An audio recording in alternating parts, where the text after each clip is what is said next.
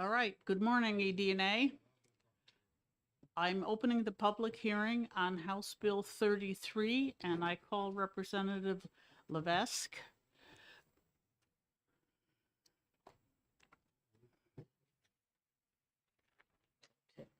Always right, Representative. It may not.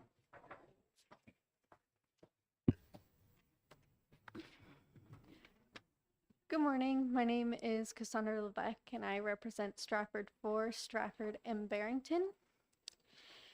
HB 33 is about raising awareness for polycystic ovary syndrome, also known as PCOS. It is a hormonal condition that can be treated with medication. PCOS is different for everyone. The most common factor leading to a diagnosis is an irregular period. It affects 1 in 10 women. More than 5 million women may be affected in the US alone. It can occur in girls as young as 11 years old. And the exact cause of PCOS is unclear. There is a set of tests that can be done to determine if you have PCOS. Every woman that I have talked to that is living with PCOS, they all experience different effects. For some, it can be very painful. For others, they may go without their period for months, or others have not had their period at all. I'm living with polycystic ovary syndrome, and even though I am being treated with medication, it is still excruciatingly painful. Awareness of PCOS can help so many women and girls to know about the effects, and as a society, we can dedicate more effort to advocacy, education, and research. Some of the complications of polycystic ovary syndrome are infertility, gestational diabetes or pregnancy-induced high blood pressure, miscarriage or premature birth, non-alcoholic, excuse me on this word, I've had a trouble with it, steatohepatitis, metabolic syndrome, type 2 diabetes or prediabetes, sleep apnea, depression, anxiety, and eating disorders, and cancer of the uterine lining. When I bring this up to other women, many do not know what it is, and some may not realize they have it. I definitely did not know what it was until my doctor discussed it with me. It affects everyone differently, and just having this discussion is important.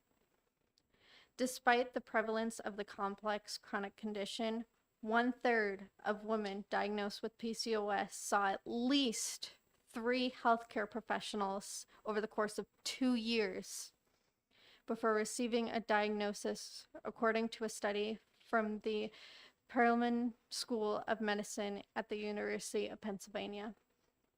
Women with PCOS have greater chances of developing several serious health conditions, including life-threatening diseases. The risk of a heart attack is 4 to 7 times higher than women with PCOS than women of the same age without PCOS. Women with PCOS are at greater risk of having high blood pressure. Women with PCOS have high levels of LDL cholesterol and low levels of HDL cholesterol.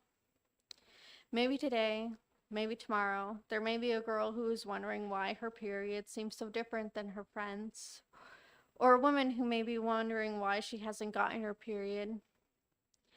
Educating and talking about this can help women go from risking their health over medicating with over-the-counter medication to help symptoms, or being told this is just normal, to this is a known condition and I can help and will help you.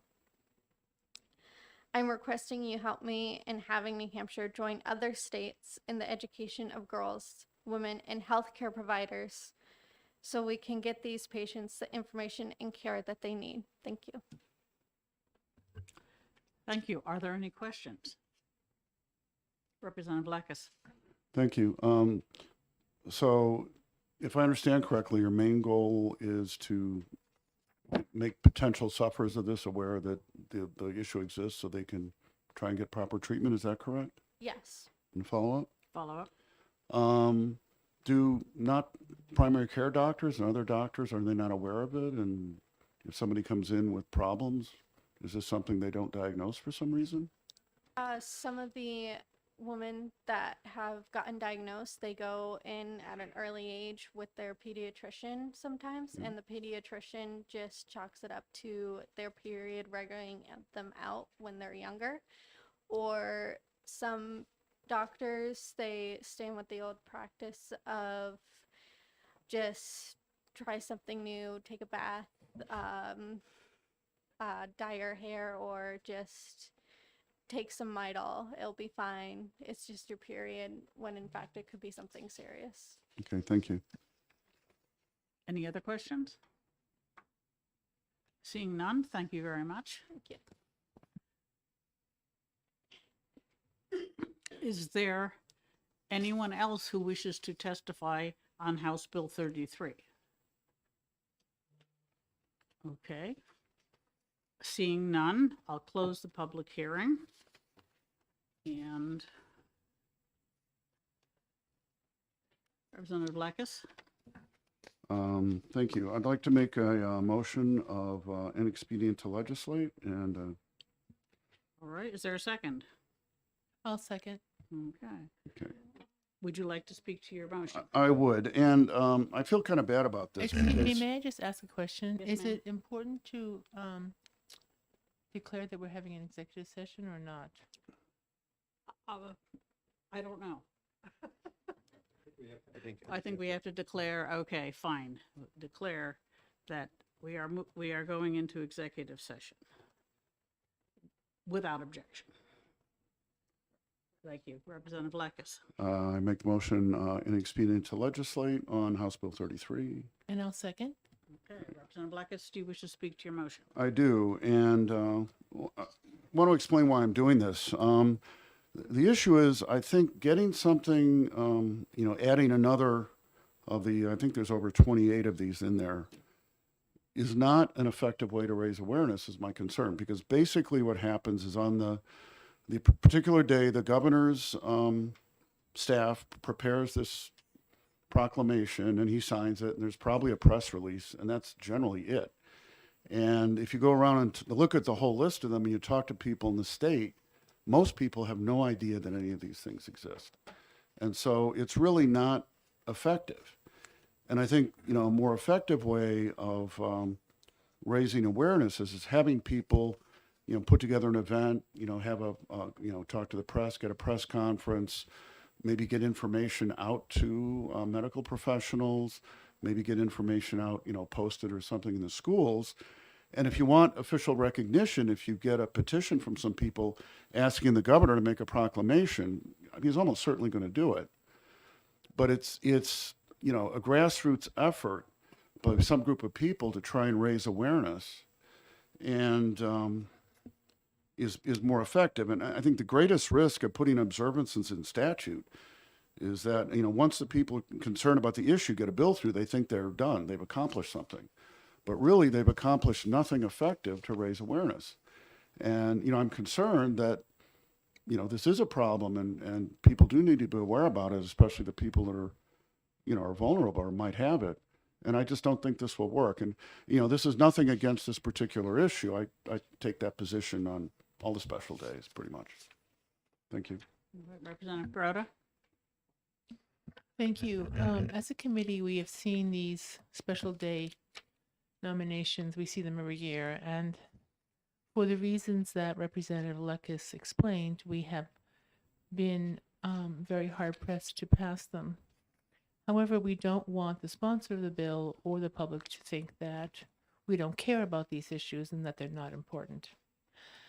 And walking into the LOB today, I had a conversation with some of the members of my committee and a sponsor of one of these bills today, trying to figure out a way to really make this event or these events that people care about significant. And if you can help with that, I'd love to hear from you, because I think that it's something that we as a body can help. And I thank you for submitting the bill. And that wraps up my comments. Does anyone else have comments, questions?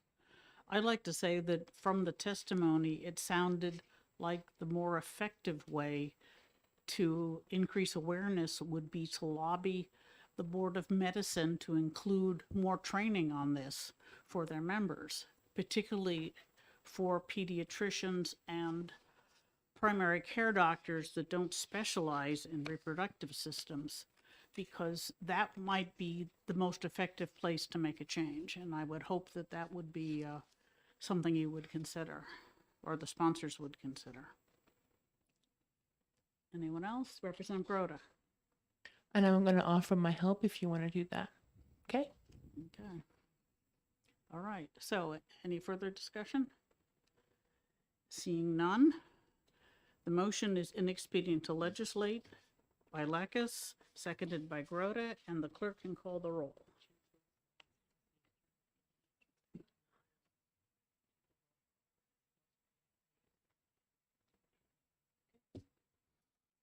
The committee will have to be gracious with our clerk who was on the first day.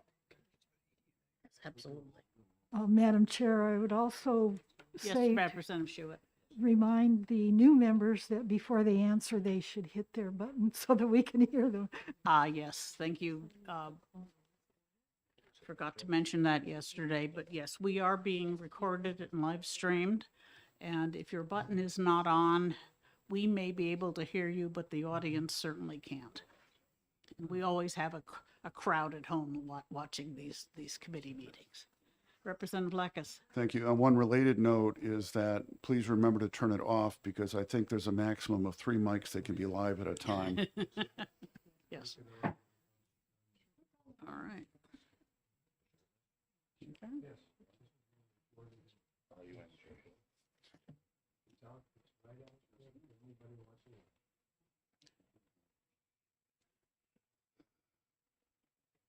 Okay. So when you're ready. All right. Calling the roll for Bill number 33 for the motion ITL. Representative Simon, Yes. Representative Lakis, Yes.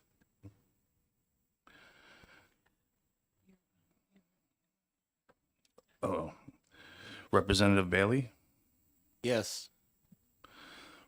Representative Santanastaso, sorry. Yes. Representative True, Yes. Representative Dolan, Not here. Representative Aber, Yes. Representative Gerhard, Yes. Representative Sarway, yes. Representative Grody, Yes? Representative Schmidt. Representative Schmidt. Oh, Representative Fitzgerald, if you would share. Representative Goldie, Yes. Representative Schuett, Yes, Representative O'Brien, Yes. Representative Shirtliff, Yes. Representative Davis, Yes. Representative Fitzpatrick, Representative Gould, Yes. Representative Rung, Yes.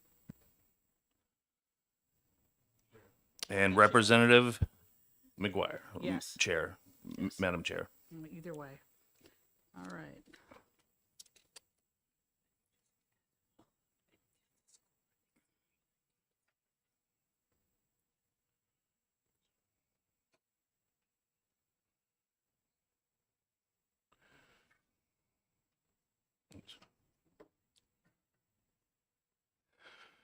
And we have 19 yeas, 0 nays. All right, the motion passes. Is there any objection to consent? No? Representative O'Brien? Thank you, Madam Chair. My only objection to consent is I think that the bill sponsor wants some recognition with this. You don't have to explain. You can say Okay. you object for any reason or no reason at all. You I, object, okay. We will put this on the regular calendar then. No problem. And, all right, we are coming out of executive session, having completed this. Yes, Representative Schmidt. Perhaps you could ask the technical people to, I will do so once we because it's finish. not just mine, several of us don't have any function. Ah, thank you. I will take care of it.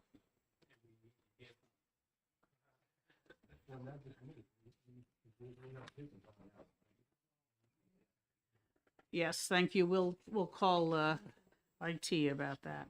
And we cannot start a public hearing early.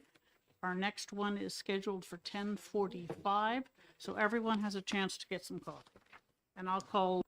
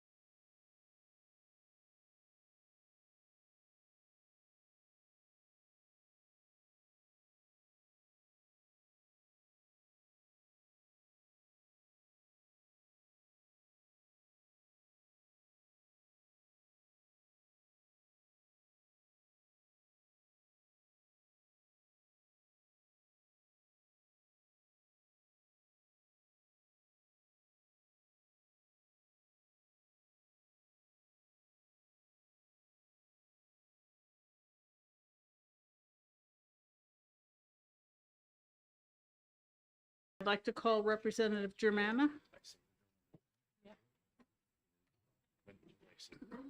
This is the public hearing on House Bill 65. Thank you, Madam Good Chair. morning. Should I just? You have the floor. All right, thank you. Thank you, Madam Chair. Thank you, committee members. Didn't realize I would be the only sponsor / co-sponsor talking to you this morning, but I'm happy to do that. I am a first-time member of the House. I am also a professor of history at Keene State College. I'm not an American historian. I'm a German historian, but this issue, and when I was asked by Representative Gallagher about being a co-sponsor, I thought was a great idea. I am also a sponsor of a bill before another committee that would have us, for the state, keep a comprehensive list, maintain a comprehensive list of all the public monuments in the state. And I was just talking to Representative Gerhard about that, because I think as a historian, it's really important that we talk about our history and we acknowledge our history and we take great pride in it. I want to have more conversations about the great history of our state. So I think in this case, I was looking through some previous kind of commemoration days or recognition days that we have here in New Hampshire, all of them worthy, no doubt. Interesting Lafayette Day, right? So not even from New Hampshire, but nonetheless worthy. Also Canine Veterans Day, which I think is a fabulous day to have. Portsmouth Peace Treaty Day, which is really great, thinking about the history of New Hampshire within the context of United States history and the history of the world, the importance of the peace treaty that was concluded there. And I think that commemoration of the strike at the Dover Mills on December the 30th of 1828 is also worthy of our recognition. We're all familiar, I'm sure, with the importance of mills in the history of our state. The importance of New Hampshire in New England and in the United States is in large part due to the importance of the mills that we had here. And we are all familiar, I hope, with a lot of the labor practices that were dominant all throughout New England in a lot of the mills. And what we have on December 30th, 1828 is an example of a group of strong New Hampshire women who were facing an injustice. They had already, which was the practice at the time, of course, were paid considerably less than the male workers within the mills.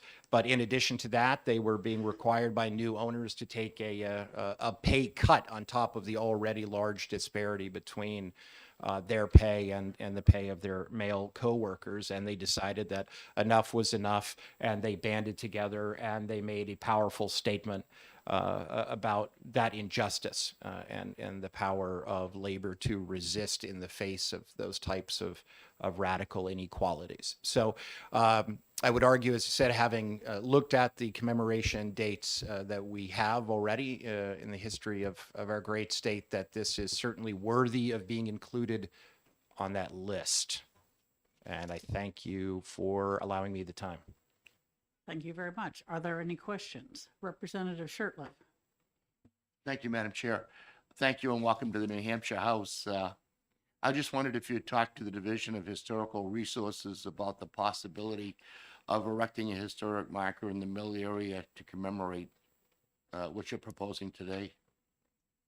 I will leave that question to the sponsor, Representative Gallagher, who has just come in. I know that Dover Library has some commemoration. I'm not sure physically how it is commemorated, but I know in Dover there is some emphasis on the event. Thank you. Okay. Other questions? Representative O'Brien. Thank you, Madam Chair. If you could put your professor hat on, are you sure the documentation, this was the first? What about Lawrence's Bread and Roses? They claim that they were the first. Thank you, Representative O'Brien. It is from the research I have done. I think there's some question about whether it was the first labor action. I believe that the more accurate wording is the first labor action which was led entirely by women, which is not insignificant historically. So from the research that I have done, I believe that it is the first labor strike led entirely by women in the United States. Thank you. I had the same concern because when we discussed this last session, there was a question of whether it was the first or not, and Lawrence was definitely brought up. Other questions? Representative Bailey. More like a comment, I guess. We've got a research document here that has a little footnote to the United States that says an all-women's labor strike occurred in 1824 at a textile mill in Pawtucket, Rhode Island. And for that reason, the research document is saying this is the first one in New Hampshire. Yes. I appreciate that clarification. Okay, thank you very much. Other questions? Seeing none? Very good. Representative Madam Chair. Gallagher?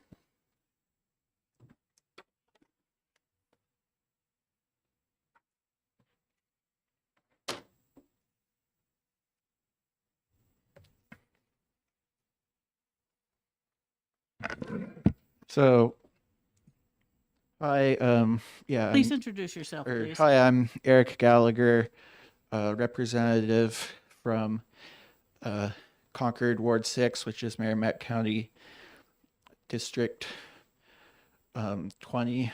So, and I'm here to present or testify to House Bill 65, commemorating the first labor strike in the United States by women. And yeah, I'm just finding what I wrote about it. So yeah, the history with, so yeah, my committee's municipal and county government, which is having its own hearing down the hall. So yeah, I'm just stepping out from that briefly to come here for this. So last term, I had a bill, House Bill 1144, which was to require the teaching of labor history in schools. So that went before the Education Committee, but they generally don't like adding new curriculum requirements. So I still wanted to do something to increase the awareness of labor history in this state, because I think knowing about past labor struggles can help students and workers prepare for the labor struggles of the present and future. So I managed to come across this other bill that Representative Frost had sponsored last term. So it was House Bill 170 last term. So since she has left the legislature, I decided to pick it up from her to see if we could get past this term. And yeah, I think it's just a generally good way to highlight an important event from New Hampshire's labor history, and to show the strong history we have here of workers standing up for themselves.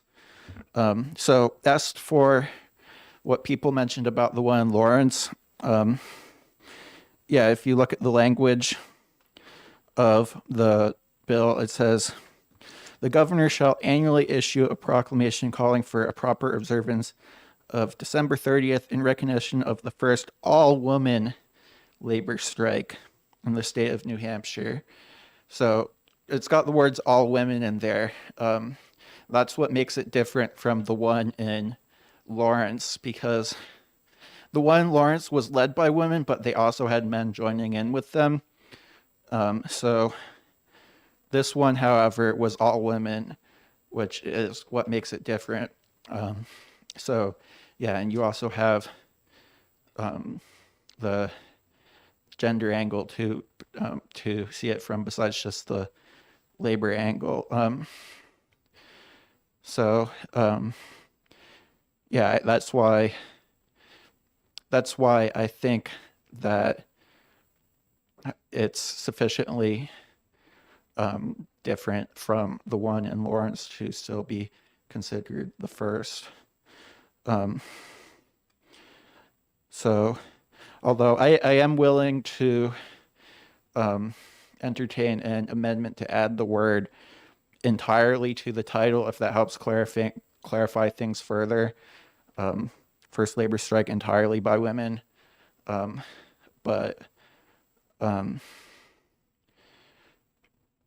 Yeah, I think that would just be reinforcing the distinction that's already made in the document by saying all women. That's about what I have to say about the bill, and I'll take any questions now. Thank you, Representative Gallagher. Are there any questions from the committee? Representative True. Thank you, Madam Chair, and thank you for taking my question. Do you know if Dover has any ceremonies and activities around that date, around in December? No, I don't. Yeah, I'm actually not too well connected with Dover myself. I'm more just taking this up as something that happened in New Hampshire and is a good thing to commemorate. I think recognizing it at the state level would be good, even if it is also recognized at the local level. Okay, other questions? Okay, seeing none, thank you very much, Representative Gallagher. And I call Representative Reed.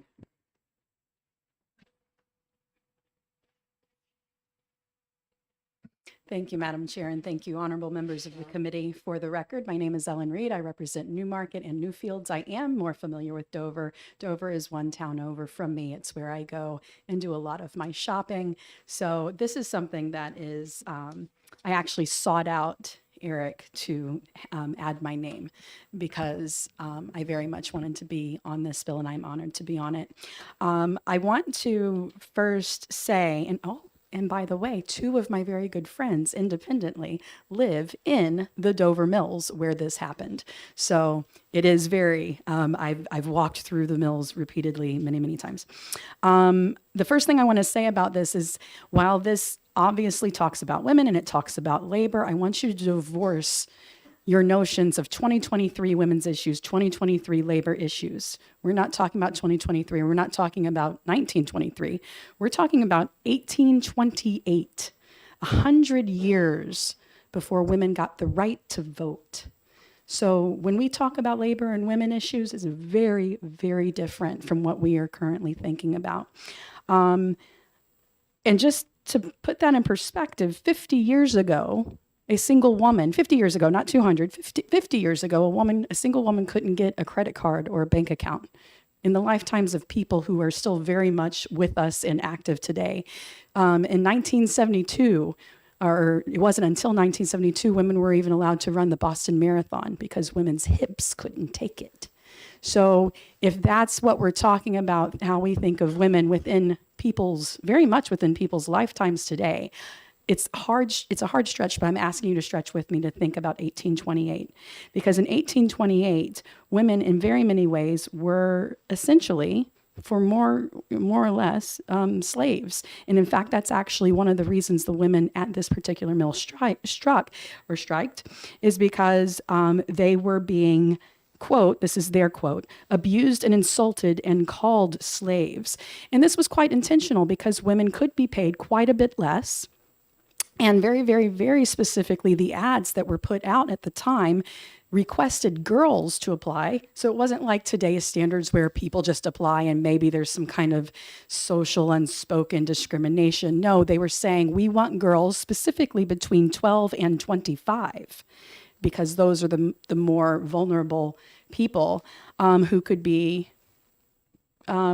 coerced into accepting those conditions and taking that very low pay. So it was a very much an intentional way of exploiting young women. Also, not only did they experience a pay cut, and that was one of the precipitating events, but also they were being, their pay speed was being increased. They were expected to produce more for less money. And with those other abuses, that is why they finally striked. But again, these women, this is really almost before women's issues were at the forefront and like something that was like a household term. These women honestly considered themselves very much in the spiritual vein of the American Revolution, which was not that long before. This was in the lifetimes of their mothers, right? The American Revolution, only 50 years prior. So when they striked, they marched around with martial music, military music. They waved banners and they set off artillery. So they literally set off barrels of gunpowder. So they very much were, what they felt they were doing was in the spirit of the American Revolution, fighting for the rights of regular everyday people, the downtrodden. So the fact that this happened, the fact that the least among us, the fact that the least powerful people, girls, even by today's standards, a 12-year-old girl really has no social power, but that they, all by themselves, without any help of men, led the first strike is significant and something New Hampshire should be shouting from the rooftops, that this is our proud history. This is the kind of stock that New Hampshire has. And that is why I think it's very, very important that you all commemorate this with a day. And I will say that being in Dover, I don't know of any Dover-specific, and I would think I would, Dover-specific events. However, as was mentioned, the library does have resources on this, and the New England Historical Society as well. So with that, I'll take questions. Thank you very much. Are there any questions? Representative Rung. Thank you, Madam Chair. Representative Reed, is it possible that the governor could issue this proclamation without having it go into statute? Sure, but I don't like trusting any other branch of government to do what we can do, so I'm happy to do it on our own. Thank you. Other questions? All right. Thank you very much, Thank you. Representative Reed. Does anyone else wish to testify on House Bill 65? All right, seeing none, I will close the public hearing and we'll go into executive session without objection. Representative Avery, you have a motion? Yes, thank you, Madam Chair. I would like to make a motion to expedient to legislate. Thank you. Is there a second? Okay, second by Representative True. Do you wish to speak to your motion? Sorry. Thank you, Madam Chair. I will speak to my motion.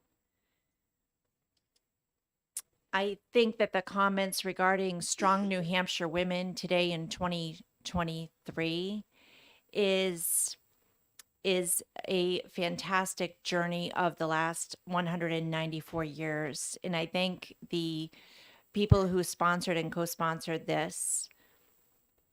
I've worked for 30 years in a man-driven industry. And I believe truly that the more that we speak out about being different, we are treated more differently. So I think that that is my perspective. And also, I think a governor's proclamation would be fine and would not cost the taxpayers monies in building any statues or anything like that. Thank you. Do you wish to speak to your second? Okay. Does anyone else wish to comment? Representative O'Brien. Thank you, Madam Chair. Those on the committee that know me and to the bill sponsors, I have a very long career in labor, and I generally do support labor. But the other hat that I wear is on the City Board of Aldermen. And I would be encouraged if the town of Dover, which has the authority in Dover itself, to come out and support this particular bill before we do it statewide. So basically, I'll leave it at that as my comment. Thank you. Anyone else? Representative Gerhard? Thank you, Madam Chair. I would like to thank the speakers for coming. And history is very important, and I think we should talk about it much, much more than we do. At the same time, all right, driving into work the other day, they were talking about the different days and National Twinkie Day. And, you know, we've come up to this point where there's just every day for everything. And I just worry that it's watering down the truly significant events, where if we actually have physical events occurring in person where people can talk and so that's my position. Thank you very much. All right. Anyone else? Representative Blackus? Thank you. I want to second what Representative O'Brien said. Not just because it was in Dover and it should be limited to Dover, not the state, but having a group of people organize an event, and you might get some news coverage, is going to be a lot more effective than having the governor's staff present them with a piece of paper to sign and maybe there's a press release and that's the end of it, which I think is what happens with these things. Thank you. All right. Anyone else? All right. Seeing none. Oh, there she is. Representative Schuett. Sorry, it's hard to see You're gonna have crosswise to get on a this flag, I table, yeah. think. I would just say that I also, as a strong supporter of labor, and I think I'm pretty well recognized for that fact, that I would remind the sponsors that we have seen this bill before on a couple of iterations.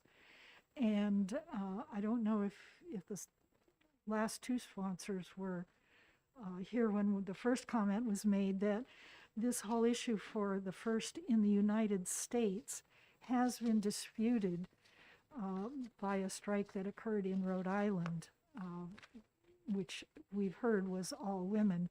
And that's why this iteration was denied by this committee last term. We had doubts as to whether the research was really complete in both issues, and therefore we turned it down. And I was kind of sad to see that this came out again saying first strike in the United States. I think it is a proud moment for New Hampshire. We do have a member on this committee from Dover who has stated that he would like to see Dover make a big deal out of this, and I think that's the way to approach it. Thank you. You could also, I would also like to comment that since December 30th, you might as well tie it in with the New Year's Eve celebrations, which in many cities like Portsmouth and Manchester take place in the mill yards. It'd be entirely appropriate. So anyway, that's a sideline. Any other comments? All right. Seeing none, the motion is inexpedient to legislate by Representative Hebert, seconded by Representative True, and the clerk can call the roll.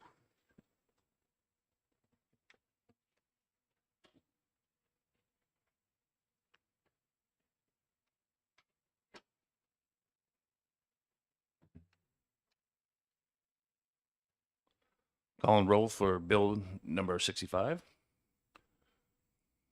Representative Simon. Yes. Representative Lekis.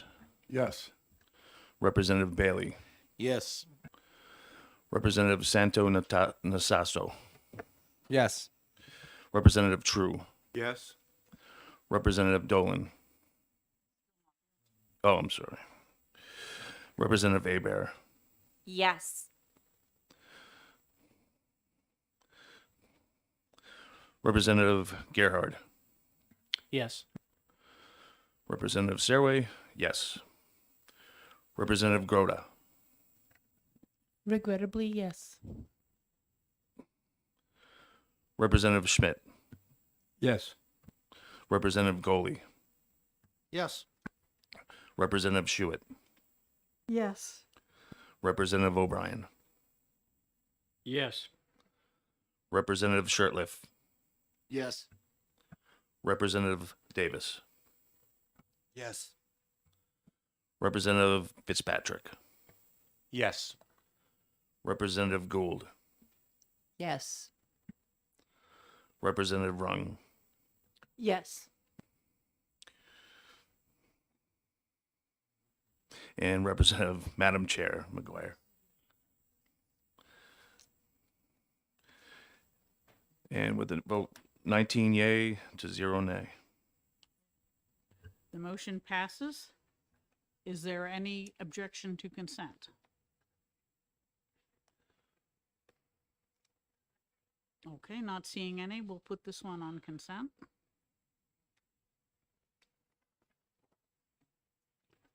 Come out of executive session, and we have 15 minutes before our next hearing, so I'm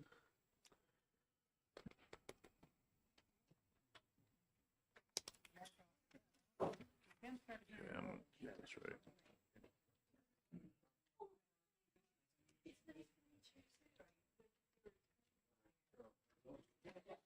Yes, sir. It's concerned about some of the wording in 193? Yes.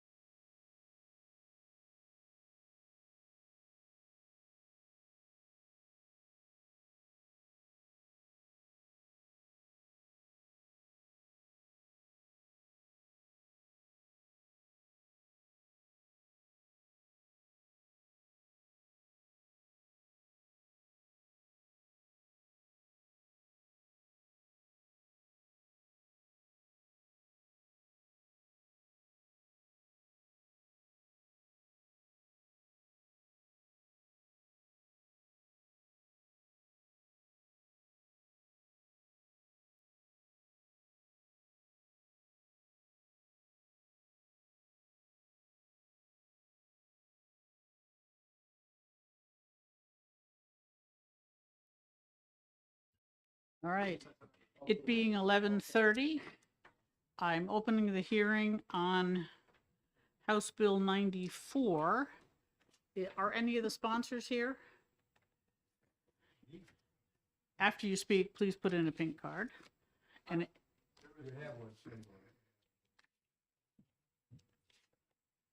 Lundgren, okay. Pro tip, say Representative Lundgren. Thank you. Thank you for your time. Dave Lundgren, representing Londonderry District 16.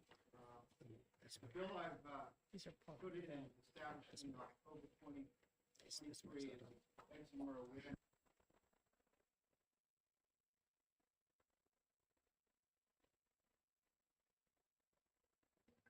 Excuse me, Representative. Can you turn your mic on, please? Your microphone. Thank you so much. Is it on now? Okay. Thank you. All right. Anyway, eczema is atopic dermatitis. Its common type is eczema. It results from an overactive immune system that causes this condition can occur at any part of the body and has varied symptoms. The thing that I really wanted to hit on was that it affects 9.6 million children in the United States and about 16.5 million adults in the United States. It's an inflammatory condition, and other than getting into the medical start of it, that's essentially what I was asked by a constituent to submit this, and she's here to give further testimony. But if you have any questions for me, I'd be happy to try to answer it. Thank you, Representative. Are there any questions from the committee? Representative Lekis. Thank you. Maybe you can answer this, or maybe the person asked for it can. And that is, I understand you want to raise awareness, but what action do you want to have happen as part of that? I mean, is it, awareness among people that might have it, not know what they have, among the medical community, or what? I think she could probably answer that better than me, if that's okay. Okay. Other questions? Not seeing none. Thank you very much. Thanks so much for your time. Lisa Boyan.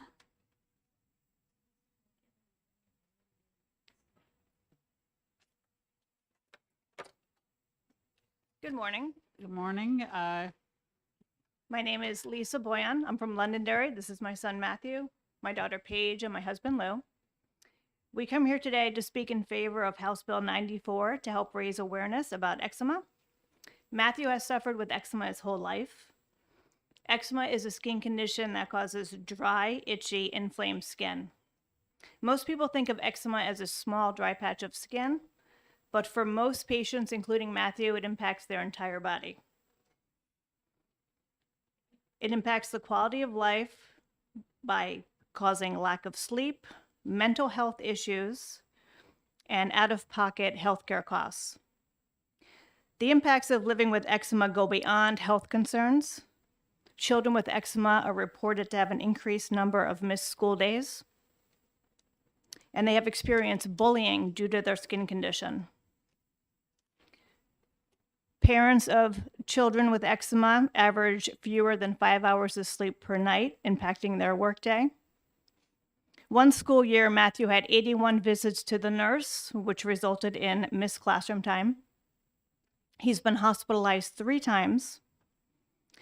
So we ask you to help us raise awareness about the burden of this disease, to help increase funding on the state and federal level for research, and to increase or to improve the quality of life for these patients. I appreciate your time, and Matthew would like to say a few words about how eczema has impacted his life. Okay, thank you. Hello, I'm Matt Boyan, and I'm 17 years old. I've suffered from severe eczema my whole life. To start, I would like to thank you for your time and listening to my story.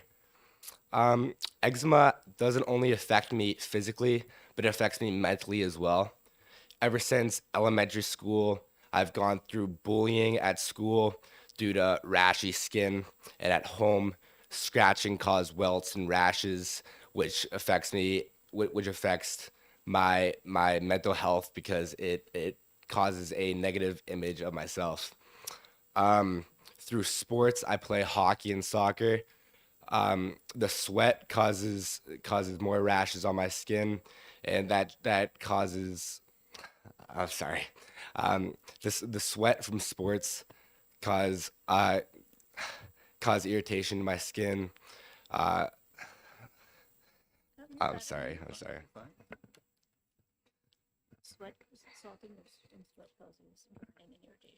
It causes burning and irritation. At home, I require 24/7 care, which is a lot on my parents and immediate family, and it just plays a whole negative part in my life. Through school, since elementary, middle, and high school, I've had to miss school through nurse visits or just having to stay at home because of my skin. To finish out, I would just like to thank Representative Lundgren for filing the bill, and I would like to thank the committee for listening to my story. Thank you for your testimony. Is there anyone who has any questions? Representative Broda? I want to thank you for coming and being so brave to come to speak to us today. It's remarkable. And I also want to thank your family for the support that they've given you, and that the fact that you've all come together is incredibly touching and memorable. Thank you. Thank you. Any other questions, comments? Representative Gould? Thank you. You're very brave and you're very handsome. And don't listen to the bullies. Thank you very much. Anyone else? Representative Rung? Thank you, Madam Chair. Matthew, I just want to repeat what my colleagues have said. Thank you so much for coming and for sharing your story and for your family. I've learned more about eczema through your testimony than I knew before. So you've reached one person for sure, I'm sure all of us. So thank you. Thank you very much. Representative Broda? I do want to ask the question that Representative Lickis so eloquently asked, because this bill just says raise awareness. And so it would appear like that in statute, and that's where it would stay. So what is it exactly that you're looking for when you say raise awareness? Because we might be able to direct help in that way. So we're hoping by raising awareness, this will increase funding for research of this disease and various treatments. Representative Gerhardt? Thank you, Madam Chair. I'm not really sure about this. Are there treatments available that are effective? I remember I had it when I was younger. I remember there was like a packet you put in the bathtub and you soak in it, and then that was that. But obviously I passed through that phase, I guess. So I'm just curious. About what type of treatments? Yes. There's something readily available, or is this some kind of super expensive? There's a lot of new medications in the market. When Matt was an infant, he would have to take bleach baths. He'd have to take tar baths, topical steroids, a treatment called wet wraps. Now there's a lot more medications on the market for adults. Okay. Thank you. Thank you. Anyone else? Representative Schmidt? Thank you, Madam Chair. It seems to me that there's currently an ad campaign going on television for a particular product. I don't have any eczema experience in my family, so it's not something that I'm fixated on. Oh, that we ought to try that. So I can't tell you what the name of the product is. In other words, it must be a bad ad. But you're all nodding in recognition And of. maybe Dupixent? I didn't get the name because, but I've seen the ad over and over and over again. So, and this is the disease you're talking about, right? It shows the people with the red patches on the elbows and Yes. Yes, joints it and is. so forth. Yes. That is eczema, Mhm. correct? Okay, thank you. Anyone else? Yes. I didn't sign the form, but am I allowed to speak? That's okay. Thank you. Thank you, Representative Fitzpatrick. Good question. The question, it is Dupixent is the ad that we're seeing on TV. You're seeing more and more companies now on the outside invest in this remedies for eczema, only because it's becoming more prevalent in our society. As Mr. Lundgren spoke about, 25 million people in this world, in this country, are affected by eczema to a certain degree. So it's not just Matthew, and Matthew's come a long way. So he's 17 now. He's come a long way in this. We're not looking for sympathy for Matthew, but we're representing other people who have been afflicted by eczema.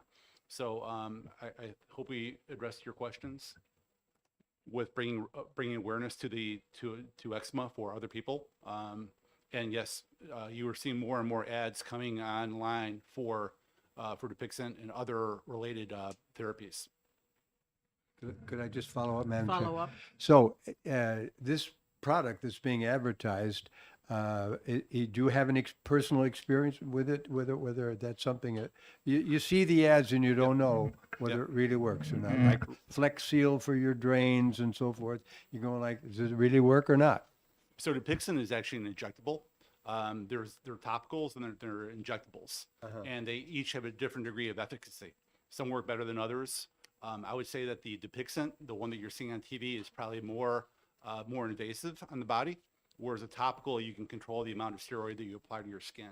And they have different degrees from a scale of 1 to 7, as it's explained. So if you have a more severe case of atopic dermatitis, you may put on a emollient or a topical that's stronger. If you have less eczema to your skin, maybe you go with something less invasive on the skin or on the body. Thank you very much. Thank you.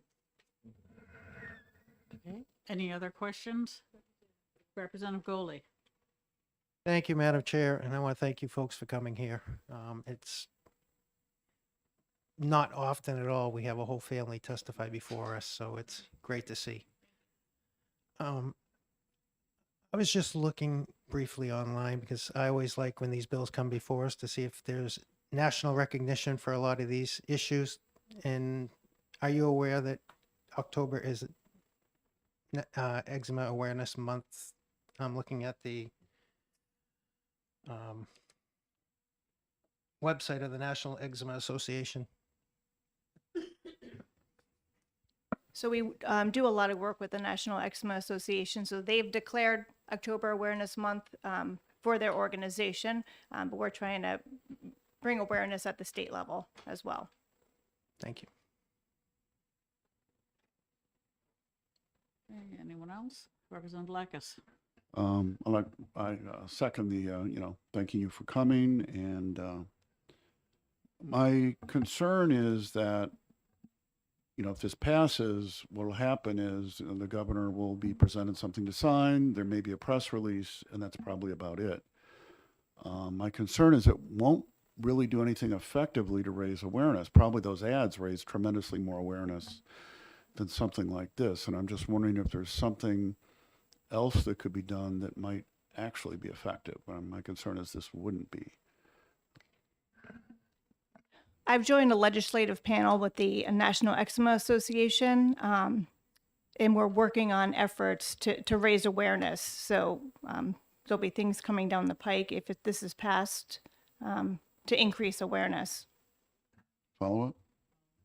So could those things occur with or without this bill? I mean, how, They have not done so already. Okay, thank you. And anyone else? Representative Broda. So one of the things that you wanted to result, one of the things that you've said is that you want funding for research. And this, I don't know how this bill does that. Well, to raise awareness about the burden of this disease so that people don't think that eczema is just a dry patch of skin, that there's a lot more to it. There's an emotional component, there's a lifestyle impact, and there's a burden of this disease. Thank you. You're welcome. Okay. Anyone else? All right, well, I'd like to reiterate our thanks for you to come and inform us on this. Does anyone else wish to testify on House Bill 94? Okay, there's nobody else. So I'll close the public hearing. Thank you. Okay.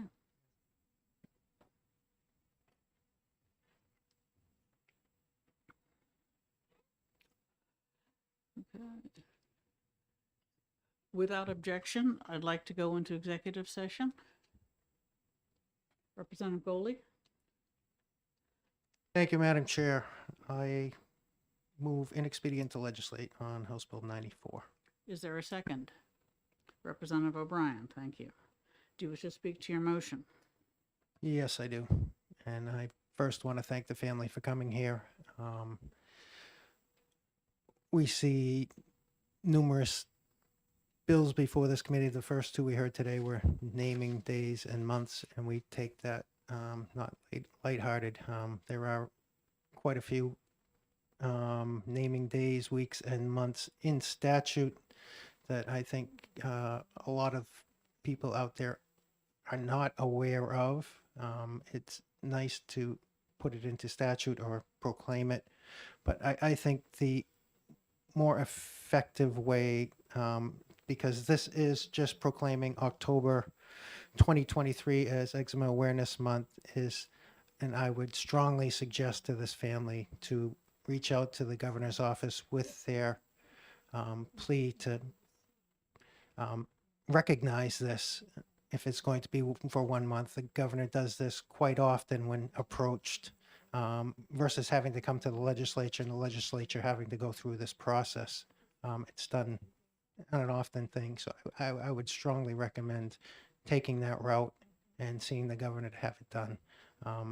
I think you'll get more press doing it that way with you folks around him. And Representative that's all I'm O'Brien? gonna say.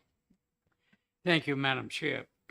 I would like to second the thoughts of the representative from Manchester, Representative Gooley, and I do wish the family well, and thank you for appearing. Matt, you played hockey, I played hockey, and I know what it is to smell like coal tar. But the thing is, this ITL vote, please do not be discouraged. Continue on and go forward. You know, don't even consider the time in the penalty box, although I did enjoy my time there. But the thing is, you're a handsome young man. You got your whole life in front of you. And I think this, saying what Representative Goley has stated, it may be a better tact for the family to follow. So consider me supporting that in the future with you and looking forward, because it is something that affects an awful lot of America. Thank you. Okay. Does anyone else comment? Representative Garotta? I just want you to know that all of our contact information is on the website. So be sure to take us up on our offer to help you and contact us. That's what we're here for. Anyone else? All right, seeing no further comments, the motion is inexpedient to legislate by Representative Goley, seconded by Representative O'Brien on House Bill 94. The clerk can call the roll. Now taking the vote roll for Bill number 94. Vice Chairman Simon. Yes. Representative Lakis. Yes. Representative Bailey. Yes. Representative Santo Nasasso. Yes. Representative True. Yes. Representative Hebert. Yes. Representative Gerhard. Yes. Representative Stairway, yes. Representative Grota, Yes. Representative Schmidt, Yes. Representative Goley, Yes. Representative Schuett, I'm voting no in the hopes that someone else may go with me and this will go on the regular calendar so that at least there'll be a discussion on the floor. Thank you. Representative O'Brien, Yes. Representative Shirtliff, Yes. Representative Davis, Yes. Representative Fitzpatrick, Yes. Representative Gould, I'm following Diane's lead and voting no, so it goes to the floor. Representative Rung, Yes.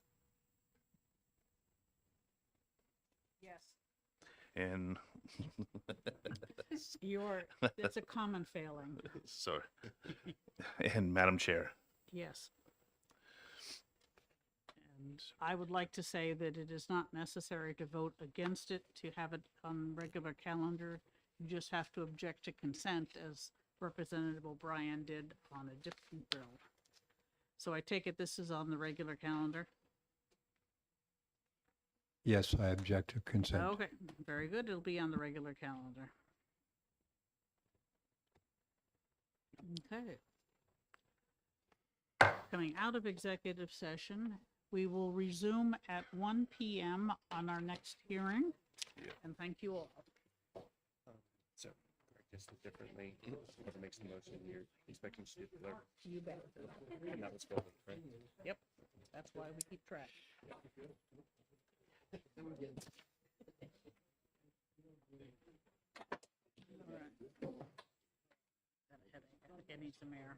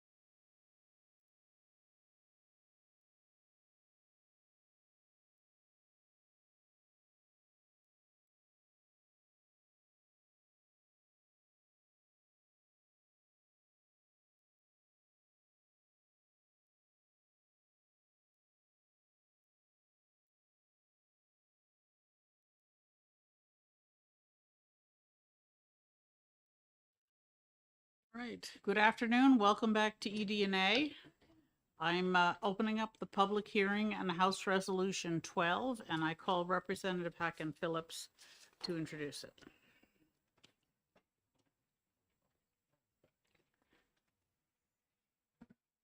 Good afternoon.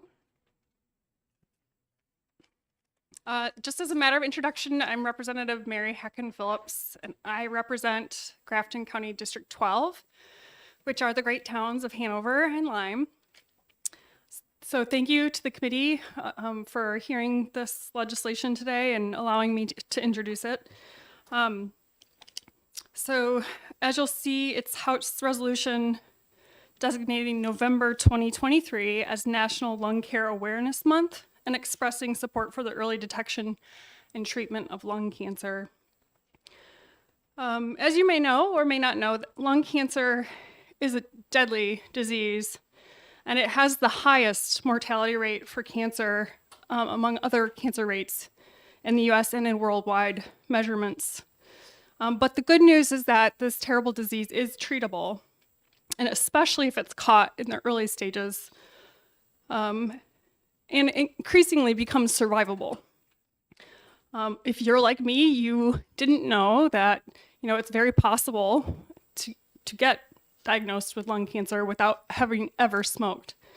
And I understand that common worldwide rates is 1 in every 4 lung cancer diagnosis is for a person who's never smoked themselves. So while this may be the most deadly form of cancer diagnosis and mortality rate in the United States, it is one of the lowest amounts of screening rates. So lung cancer currently has about a 6% screening rate, but other forms of cancer screening, such as breast cancer, colon cancer, they have higher rates of 60 to 80% of screening rates. So even though it's more deadly, it's much, much significantly less screened for. So it's a critical issue, but you don't have to take my word for it. So in your online testimony for the committee's official record, you'll see there's strong support from the comprehensive lung cancer physicians in our state, which I believe there are 5 existing thoracic surgeons in the state, and 4 of them have submitted testimony on this issue. And those thoracic surgeons reside at Dartmouth Healthcare and the healthcare system up in Lebanon, New Hampshire. There's also strong support for this resolution coming from thoracic surgeons across the country. The American Lung Cancer Screening Initiative representatives have also submitted testimony supporting this resolution. Furthermore, you'll see that there is strong support from the healthcare nonprofit sector here in our state. In fact, one of the nonprofits known as THORN, or Thoracic Surgery Outcomes Research Network, Inc., was unable to submit testimony online in time for today's hearing, but does in fact know of the resolution and support it as well. The reasoning that this screening is so important is that you can just look to the most recent medical literature. In fact, in the January 2023 Journal of Thoracic Surgery, there's a new study out entitled Stage Shift Improves Lung Cancer Survival, the Real World Evidence. This primary author, whose name is Dr. Yang, provides the main finding that although lung cancer incidence keeps increasing throughout the world, that the mortality rate is actually decreasing gradually for all stages of cancer, and especially when early detection is able to identify more localized lung cancer as opposed to a larger advanced disease. So what can we do as a statewide community to recognize the issue of lung cancer, to increase this awareness is my answer, and to say, it's our responsibility as leaders in the state to promote the advanced screening and greater eligibility for folks to get the test to find out whether or not they have early stage cancer. The good news is that eligibility for screening for lung cancer has recently expanded, and more Granite Staters can be screened and avoid becoming another cancer victim. Instead, by receiving this early detection, they can be part of the new numbers of survivors, even, if the high risk lung cancer is found. Procedurally, I'd just like the committee to know that the legislation was submitted in the form of a resolution. Based on the previous attempts by similar entities proposing legislation across the United States. So my understanding is that there are a handful, dozens in fact, of other states who have passed similar resolutions already. But of course, we are open. I am open as the primary sponsor to amending this legislation to make it a proper House bill if that's what the committee determines is more effective. Finally, I'd just like to say that this is a personal matter for me. I, in fact, am married to medicine to one of the thoracic surgeons who did sign some of the testimony that was submitted to you. In fact, it's even more personal. Lung cancer has claimed multiple members of my family, as well as my neighbors. So whatever amount of good that this legislation could potentially do for the state and Granite Staters broadly is, a wonderful gift to our state. And I think if this recognition can even save one life, it will be a day of good work here in the New Hampshire House. So with that, I urge the committee to support unanimously the passage of this House resolution. And I'm happy to take any questions. Thank you very much. Are there any questions from the committee? Representative Schuett. Thank you, Madam Chair. Thank you for taking my question. Most resolutions that urge recognition of this type want somebody to notify somebody. Normally, it's to have the governor make a proclamation or to notify members of our congressional delegation, things of that sort. I don't see anything like that in this resolution. Has the governor already done this kind of thing? Does he do this on an annual basis? Do you know? Thank you, Representative, for the question. As I previously mentioned in my introduction, the format of this legislation is pretty much a carbon copy of the previous submissions across the United States to other states who have adopted the resolution. So it does not include a notification type mechanism, as you've indicated, might be helpful. And I'm definitely open to, providing an amendment that might do the kind of thing that you're asking for. I think,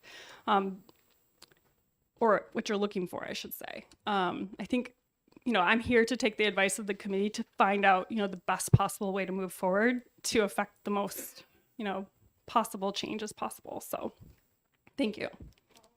Follow up. Thank you.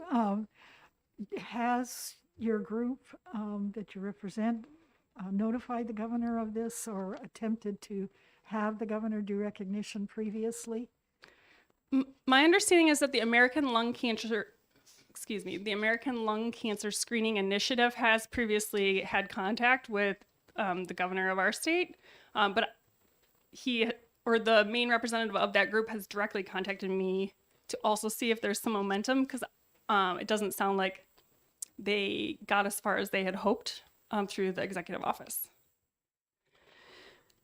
Thank you. Representative Gerhardt. Thank you, Madam Chair. You mentioned the screening has been improved, the access to it.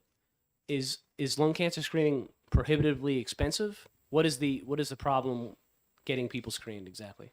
Just curious. I don't. Sure. Probably that question is best directed to the physicians who have submitted the online testimony, and I hope that they address it in their letters to you. I'm thinking back, and I'm not sure it does, but from my understanding is that recently the eligibility criteria nationally has expanded so that more Americans are eligible for this reimbursable screening process through their insurance.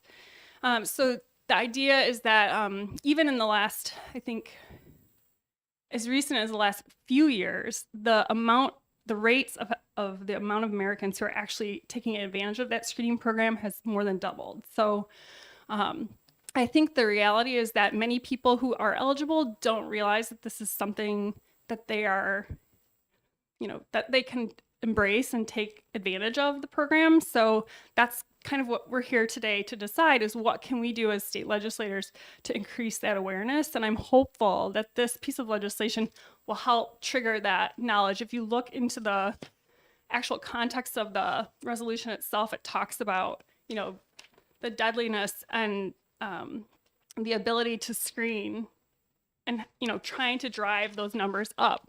And statistically speaking, I think the more people who get screened, the more lives can be saved. So even that small 2% increase over a 5-year, you know, for cancer screens is going to save countless lives. So I'm sorry, I can't speak particularly, you know, in great detail to your question, but I think generally that's the idea, that eligibility for reimbursement used to be much more controlled, and it's become expanded recently. Representative Lekis? Thank you. This is maybe a question for you or somebody. There have been some references to written testimony and maybe email sent. I'm looking at my rep email. I'm not seeing any. It was not sent by email. It was submitted via the House testimony process, which I'm afraid we don't get very often in this committee, but we'll have to figure out where it is and how to get it to people. I also can forward both of the copies that I have received via PDF to the committee if that's something that's helpful. Thank you. I think that will be helpful in getting it to us sooner.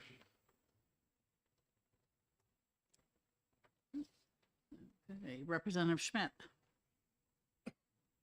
Thank you, Madam Chair. So, Representative, you referenced some possibility of amendment, and have you been thinking about what the content of that amendment might be? Because the committee has heard a number of bills this morning, and ongoing members, incumbent members have heard a number of this type of bills over the years that we've served. And frankly, we find that it doesn't really accomplish very much. Kind of words written on the wind.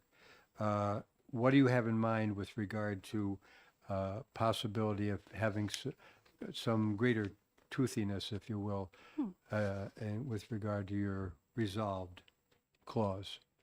Well, Representative, thank you for the question. In particularly, I'm thankful because you know, this is my first crack at the apple of trying to find a resolution to pass this body to help raise awareness across the state for a specific month of a specific year for a specific issue. I am hopeful that because the cancer rate for this disease is amongst the highest and has the highest mortality rate in the country for any other cancerous disease, that this committee will take special recognition of that, you know, status and consider this to be one of the worthy projects put before this body. And to answer your question specifically, I am open and will commit to work very hard to try to find a way to not only make this resolution on paper something that we can promote as a body, but also to find some action in the private sector to support this resolution. There are clearly enough physicians and, you know, nationally based as well as state-based physicians who directly deal with this disease that are already behind this effort.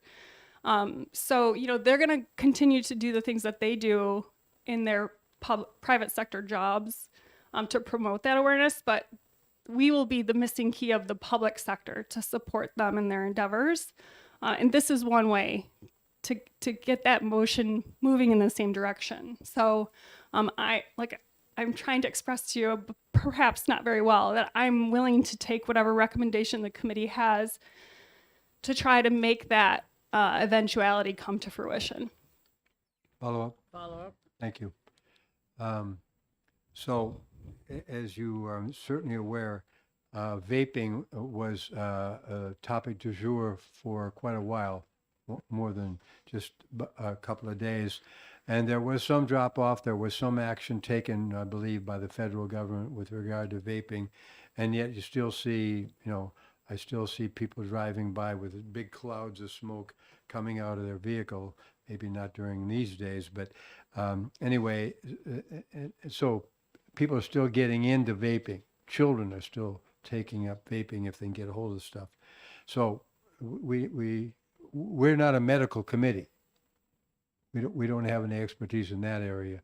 So I think that the ideas are going to have to come from your side rather than from us. Thank you, Representative, for that important, reflection of, the responsibility we bear, just in considering this legislation. And myself as the prime sponsor, I'm keenly aware of the private sector's work. And to mention vaping is a small part of the, larger scheme of lung cancer disease, awareness that we're trying to promulgate through this legislation. So, I think there is larger genetic concerns, larger familial concerns, as well as, smoking, vaping that also contribute to this disease. So, I understand it's an uphill battle to try to get folks to understand that they're eligible, to be aware of the disease screening, and that, if you are diagnosed with the disease, that you can treat it if you act quickly and, consult with medical professionals. I think every step in the right direction of trying to increase that awareness and to, help people make the decision to be screened and to be treated is going to be a huge, huge plus for, our mortality rates as a society. So I wasn't trying to point you in the direction of vaping, but just giving an example of something that was a big subject of conversation and controversy a couple of years ago. And there was some action was taken, but your whereas clauses reflect the fact that there are many people who get into lung cancer. They never smoked, their family never smoked maybe. But again, we're not a medical committee. So the impulses, I think, are going to have to come from you. Thank you. Okay. Any other, Representative Groda? Representative Happy Phillips, the issue that I have is that you say in your resolution that the people of New Hampshire, and encourages the people of New Hampshire to observe National Lung Awareness Month with appropriate awareness and educational activities. And I don't know how that's going to happen because of this bill or this resolution.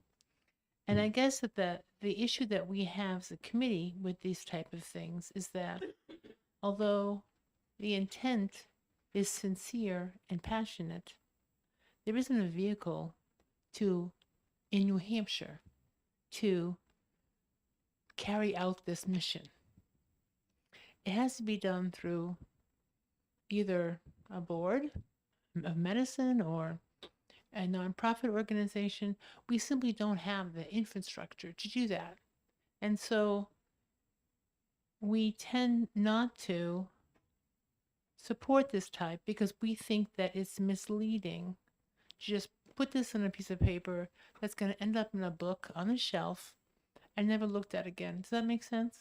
It does, Representative. Thank you for that comment. And I guess my response to that is that rest assured that the private sector here in the state of New Hampshire and across New England and across the country, in fact, the world, are already putting those private actions into motion. So by by designing this legislation as a resolution, my understanding is that a resolution reflects the opinion of the body, a unanimous opinion of the body. So I hope that that opinion is that we would like to promote the screening and the awareness of lung cancer screening, and that this disease is preventable, is treatable if caught. So if it's the opinion of the body through a House resolution that they support this private sector work that's being done here in the state, for instance, by the Dartmouth Healthcare thoracic surgeons, or the American Lung Cancer Screening Initiative that's ongoing through the Norris Cotton, or through the Norris Cotton Cancer Center that's also located at Dartmouth. that are, these events are happening, these motions are already taking place. What the resolution reflects is that it's the body's opinion that we support them. And it's by doing so, I hope to increase that awareness across the state. So I think, rightfully so, the committee should be guarded for, requests that say there will be events and motions in place to support, but then there's no mechanism to enact that. I think in this case, those efforts are already being undertaken. And in fact, what we're asking for is the state to put its stamp of approval on this general and national effort, like other states have done. I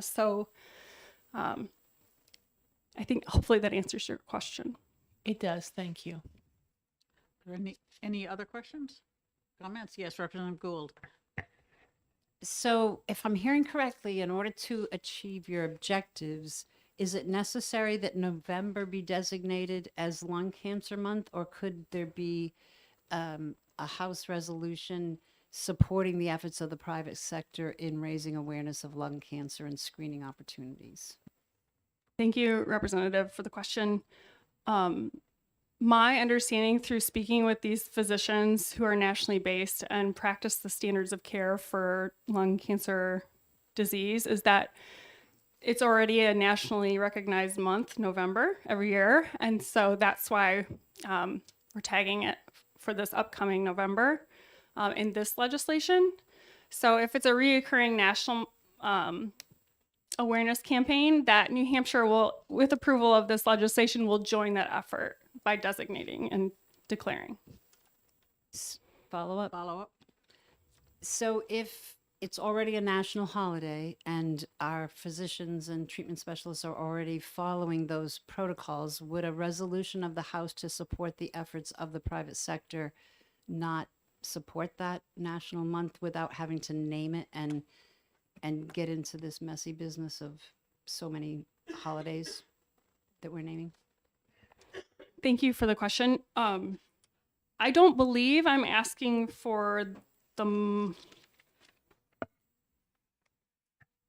last paragraph. Sorry, yeah. I'm trying to rephrase my response. So I don't believe that there's any reason why we can't have a more generalized, House resolution that just kind of dampens down the particularity of when we would like to support lung cancer awareness. And I'm sure that the physicians who support this legislation would also support the general idea of lung cancer awareness at any time of the year. We're trying our best to match up with what other states have done so that the effort can be seen as a larger push across the country. So of course, we're open and amenable to any recommended changes that you feel are important. Okay. Other questions? Okay. Thank you very much, Representative. Thank you. Okay. Is there anyone else who wishes to testify? Don't see anybody. In that case, I'll close the public hearing on House Resolution 12. And without objection, we can go into executive session. And Representative Santonastasso, do you have a motion? Thank you, Madam Chair. I move motion ITL, recommend ITL for this bill. Okay, is there a second? By Representative True, do you wish to speak to your motion? Representative Santonastasso? Yeah, this is already a nationally recognized day, and I believe lung cancer is pretty well known as a terrible disease in the national consciousness already, and that this kind of thing isn't going to do anything to raise additional awareness. It's just going to be more statute that we're going to have to maintain. Representative True? Thank you, Madam Chair. Going along with those thoughts, screening for lung cancer, it was testified, is very low. And lung cancer is a very deadly disease. However, I do not believe that by passing a simple resolution we will be raising the awareness of these issues for anyone. That it's really up to hospitals, medical organizations to use their clout to increase awareness of this terrible disease.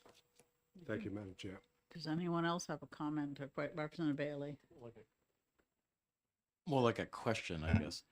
I know philosophically we're generally kind of opposed to these days, but where this is a House resolution instead of a House bill, does that change things at all? It means that it won't have to go to the Senate or the governor. That's one thing. Does it change our view? Well, it's certainly better than putting it in statute because this is a one-time designation and it will not go into the statutes to be permanent. It just be listed as session law for one time. So yes, it's slightly less of a problem than some of the others. Representative Schmidt? Thank you, Madam Chair. I have a thought that Representative Hawken Phillips has indicated a willingness to come back to us with something that has more truthiness, as I was calling it, more bite on the issue. And I don't know that we're in any race to get rid of this or to act on it in absence of seeing what she might come up with. So I'm disposed to give her a little bit of time to come back to us with something, because I don't like the idea of putting things in statute, but as you pointed out, this gives us a little bit more leeway. Thank you. Representative Blackus? Thank you. It seems like the issue is getting more people screened. And I think there may be a better way to do it. It was something suggested for some of the earlier bills, which is go to the Board of Medicine. I'll note that, there's an online, for me, for where I get insurance, there's an online thing reminding me to get various screenings. And I've noticed there's never been anything in there about lung cancer. So the question is, if it's that common and the screening is that valuable and it's not that difficult or expensive to do, why isn't that one of the screenings which is regularly recommended? And I think that would be a question for the Board of Medicine, not really anything we can do here. And that'd be my suggestion rather than doing this. Thank you. I tend to agree with you. Representative Simon? Thank you, Madam Chair. With regards to it being a House resolution as opposed to a House bill, it doesn't have to go to the Senate. It also doesn't have to go to the governor, correct? Because it's just us. I'm sure it doesn't go to the Senate. I don't believe it goes to the governor. Right, which would give it even less of a microphone than a bill would give it if it were to pass. And my concern, because obviously I think we're probably unanimous in our concern that's been brought before us as far as the content is concerned. We're concerned about lung cancer awareness and things of that nature. And I believe the representative did an admirable job representing that today.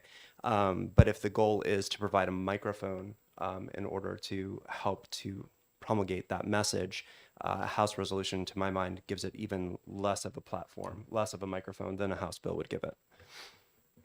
I would tend to agree that a House resolution doesn't get a whole lot of attention outside of the House. And unfortunately, there are very few active physicians in the House. Most of them are retired. So we may be aware, but I don't know who else would be affected by it. Anyone else? Representative Schmidt? Thank you again. One thing that occurs to me that is referenced in the whereas clauses at one point in any case that we should all be aware of, and that is that New Hampshire has an extremely high incidence of radon prevalence. The Granite State is a nice terminology, but it has its downsides as well. So radon screening is something that we could all benefit from having greater consciousness of. So that's something I wanted to bring to the committee's attention. I would agree. And as Representative Lekis mentioned, the your insurance tends to say, you know, get your colonoscopy, get your flu shot, get your mammogram, get this, this screening process. And why aren't they encouraging us to get lung cancer screening, which would probably be paid as much attention to as we do all the others, but at least they should be asking for it, and the primary care physicians are the ones who need to be aware that they should ask for it, particularly, as you say, in the Granite State where radon is unfortunately prevalent. All right, my 2 cents. Anyone else? All right. Seeing none, the motion is inexpedient to legislate by Representative Santonastasso, seconded by Representative True, and the clerk can call the roll. Now taking vote roll for House Resolution 12. Representative Simon. Yes. Representative Lakis. Yes. Representative Bailey. Yes. Representative Santo Nastasso. Yes. Representative True. Yes. Representative Abear. Yes. Representative Gerhard. Yes. Representative Serway. Yes. Representative Grota. Yes. Representative Schmidt. No. Representative Goley. Yes. Representative Schuett. Yes. Representative O'Brien. Yes. Representative Shirtliff. Yes. Representative Davis. Yes. Representative Fitzpatrick. Yes. Representative Gould. Yes. Representative Rung. Yes. We got 18 yay. Oh, I'm sorry. Madam Chair McGuire. So with the vote to 18-1. 18 yay, 1 nay. The motion passes. Is there an objection to consent? No, okay. No one objects, we'll put it on consent. And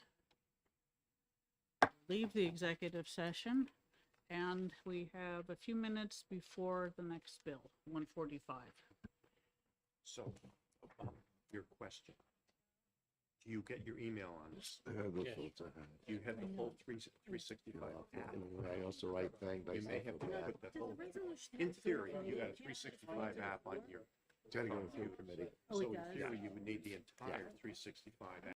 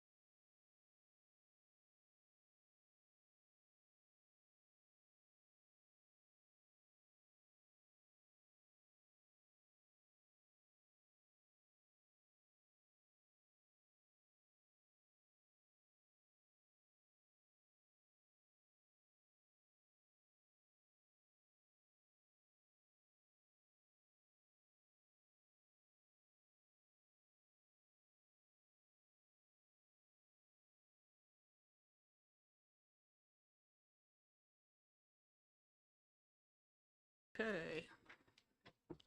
Welcome back to EDNA. We are now have the hearing on House Bill 140, and I call Representative Horrigan.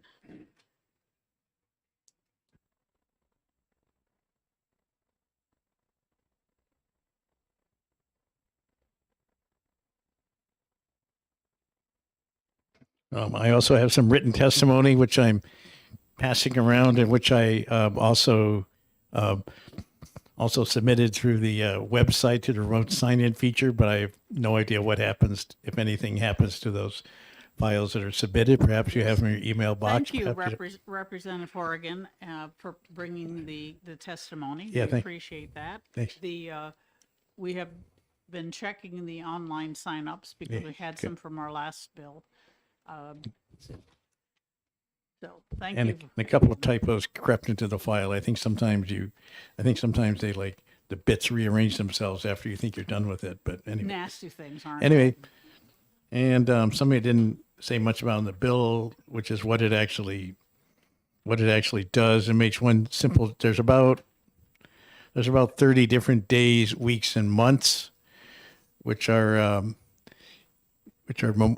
mentioned in RSA 4. They started, I think, with RSA 13A and go through DD, and this would add another one. So this doesn't cost anything. It just instructs the governor to issue a proclamation every year in advance of her birthday, which is January 24th. Her 113th birthday is coming up in a few days, and does feel very much like she's still alive, even though she passed away at the age of 100 in 2010. So that's what the bill does. We have a lot of other weeks, months, and days, and this just adds one more to the list, and I think she very much deserves it. She's one of the greatest people and most influential people ever to come out of New Hampshire.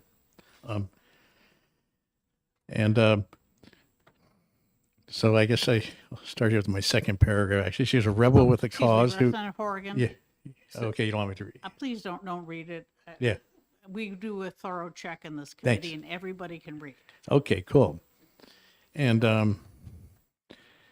yeah, so she's famous for a number of things. When you're 100 years old, especially as distinguished a life as she is, she did lots of things, but she's most famous for marching across the country. She started on New Year's Day in 1999 at the Rose Bowl Parade in Pasadena, California, marched 3,200 miles, mostly on foot. She had to do some of it by cross-country ski because there was a snowstorm in West Virginia and Virginia when she arrived 14 months later. And then so she eventually made it to the Capitol. She was arrested there for joining a group of 220 other people, but all they were doing was reading the Declaration of Independence. And she also successfully lobbied for more campaign finance reform because that was what her walk was about, raising awareness that we need the people should be choosing.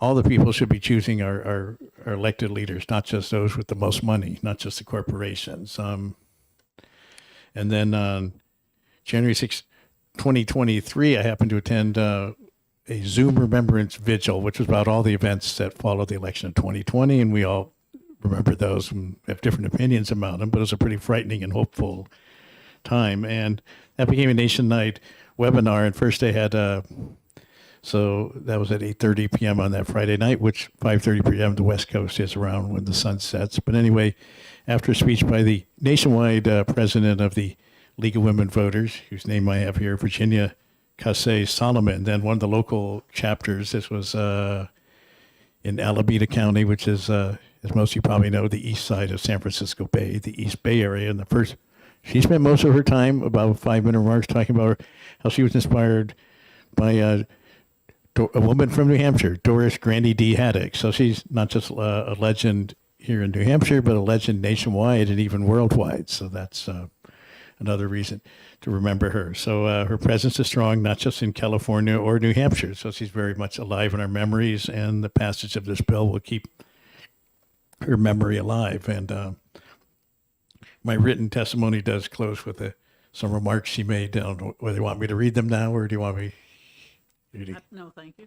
Okay, you can all read it now, and it's available on your Wikipedia article too. But and I couldn't have said it as eloquently as she did. She's probably I think the greatest person. I didn't get to know her as well as I should have, but I had the honor of getting to know her, very late in her life, and probably the greatest person I've ever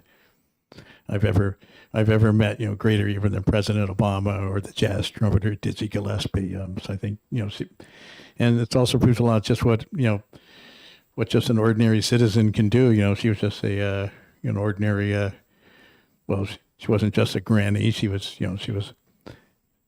led a very long, 100-year-long life, and she was many things. And then last thing I was going to say, like her 100th birthday party,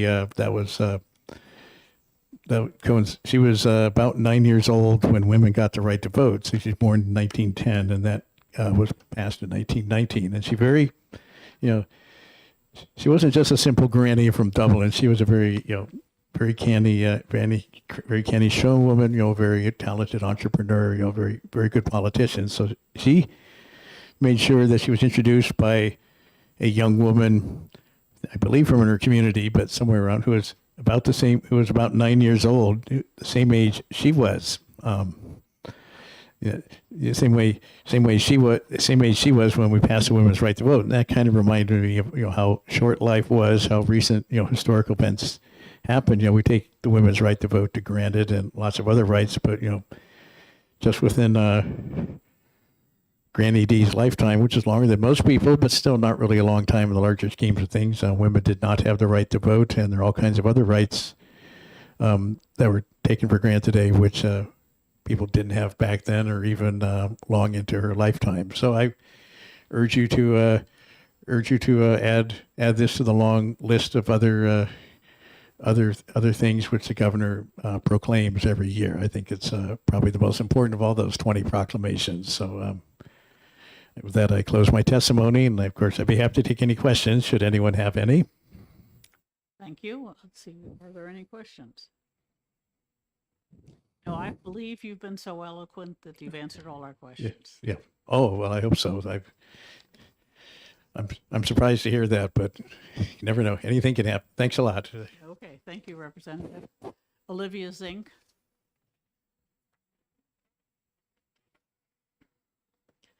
Good afternoon. My name is Olivia Zink. I'm the Executive Director of Open Democracy and Open Democracy Action, which is an organization, a New Hampshire organization that Granny D founded.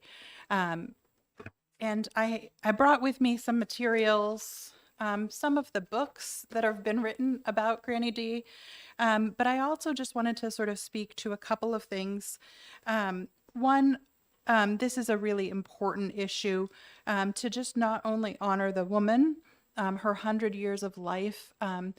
There's some items in this piece of legislation, but also she did work in Alaska with Native American folks around nuclear weapons and nuclear proliferation. She did work to ensure that there was a 101 going through over to Keene. She worked with the mills, the mill women that she worked with making shoes in Manchester. She was born in Laconia.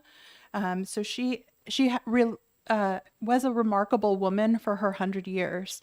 I was looking back through the state archives at Keene State College that has comments from Newt Gingrich and John McCain and Warren Rudman about this woman, Granny D. So she not only touched Democrats, which was the party she belonged to, but she touched people across the political spectrum in her work. USA Today did declare her one of the top 10 women of, so I have a link to that if anyone's interested. I first met her after she walked across the country, and she was really able to connect issues that I cared about around safe and clean drinking water to the issues of democracy and why it mattered to vote and why it mattered to be paying attention and be civically involved. And I think she inspired women across the country. She stood in for a woman who was a mermaid in an amusement park so that that woman could register to vote. So there's lots of different things that Granny D did that were really historic and also just really remarkable. She always wore a feather in her hat. And was sort of known by this hat that she wore on her head if you met with her or walked with her. And I want to just share a remark by her family. When she decided at age 88 to start her walk 10 miles a day across the country, her family said, "Nana, are you sure about this? Do we need to take you to the doctors? Are you okay?" And she was so strong in her convictions. She really wanted to walk 10 miles a day for this cause. And really talk to others about that. I do have testimony from a Peterborough resident who was unable to be here today due to a health concern. So I will share John Wyndham's testimony. And the other thing I wanted to say is that I just got word the governor signed this year's proclamation. So this year's proclamation was signed by Chris Sununu for the Granny D Day in 2 weeks. But I will say that I know that anyone can request a proclamation, but Ruth and many of the women who knew Granny D and have been requesting this proclamation are getting older. They're now 90 years old too. They knew her 20 years ago. And I think that as somebody who has passed away, and who would have been 112, the number of people they actually touched gets less and less each year. So it's important to pass these pieces of legislation because not always will there be somebody who remembers her or knew her to request a proclamation in the future. And with that, I'm happy to take any questions. Okay. Are there any questions? Representative Blackus. Thank you. I mean, you're mentioning that people that knew her have passed, but there are memorials for people who died much longer ago, and if people consider it important, I would hope somebody else would take up that cause. I'm wondering if having an active group trying to promote this on a regular basis rather than something sitting in statute might be more effective. I mean, is there a group of people that, beyond these people who ask for a proclamation, that organize any kind of events in the state to, commemorate her and keep her memory alive? I'm wondering. Yeah, I think there's a lot of people who want to keep her memory alive, and I invite you to join us on January 24th at 7 p.m. To hear from people who knew Granny D and want to kind of honor her. So there is a Zoom presentation that I can send you a link to if you're interested. But I think that when I first got involved with Open Democracy and Granny D, a lot of people knew her, worked with her. And I will just say in the last 10 years, many of those people I worked with have passed away. And the people who she walked across the country 20 years ago. So somebody said to me, "Oh, she walked across the country before I was alive." And so I do think that it is important to remember and honor folks, but having it in statute where the governor issues this automatically instead of having it be requested each year does show that she's a prominent woman. I failed to mention in my testimony that Sharon Carson sponsored a bill that was 24-0 for this same bill. It was Senate Bill 537. And I will encourage you to talk to Senator Sharon Carson, somebody who knew Granny D and honored her. If you happen to see her in the hallway. Okay, thank you. Representative Abear. Thank you for being here. My question, thank you, Madam Chair. My question is, did you know her, number one, and number two, I see she's from Dublin. What kind of events do they have annually for her? Thank you. So yeah, she was born in Laconia. She worked in the mills in Manchester, but the later part of her life was in Dublin. Each year we do a Granny D Day event on her birthday, a celebration. And it used to be at the Executive Council chambers here at the State House when she was still alive. So her 100th birthday was celebrated here at the State House when she was with us. At the Dublin there is a Granny D Memorial Walk every summer from Dublin or in the greater Monadnock area to celebrate her life. And there are also archives at the Dublin Historical Society and the Dublin Library. There is a little bit of information about her life. I actually just talked to the librarian in Dublin who was going to try to get me some information. And then the Keene State College Mason Library, her collection is there as well. So if you actually wanted to see lots of things about her, I would encourage you to go to the Mason Library at Keene State, or if you're ever in Keene, to stop in and read about her or see any of the living archives. And there's also documentaries made. So HBO did a documentary about her life as well. Thank you. I'd like to mention to the committee that there are, in fact, 17 pro and 1 opposed testimony on the website for your, and four of those people have written specific testimony rather than just indicating support. Any other questions, comments? Okay, thank you very much. Yes, excuse me, Representative Gould, you had a question? Well,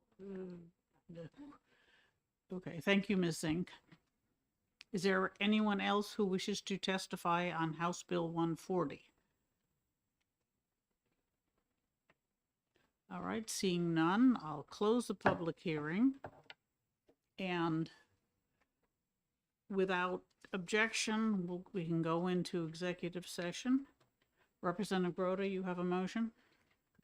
Yes, Madam Chair, I vote, I make a motion to ITL House Bill 140. Is there a second?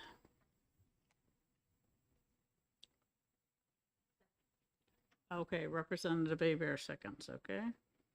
Did you wish to speak to your motion? Yes. There is no doubt that Granny D was an important person in New Hampshire history or in the history of democracy. And although the House bill is clear, as a committee, we have not supported these kinds of legislation because it, just to trigger a proclamation every year, doesn't really is not a meaningful, nor is it a appropriate way to honor such a person. If they want, I think that the towns that she lived in, having festivals, having organizations like Open Democracy that continue to do her work is important. But I don't believe that this committee has, I know, I'm sorry, I'm getting distracted by all this paper. Excuse me. I don't believe that this bill is going to be helpful to prolong her name, which I think is what you're trying to do. Thank you. Representative Baird, do you wish to speak to your second? Does anyone else wish to say something? Representative Schmidt?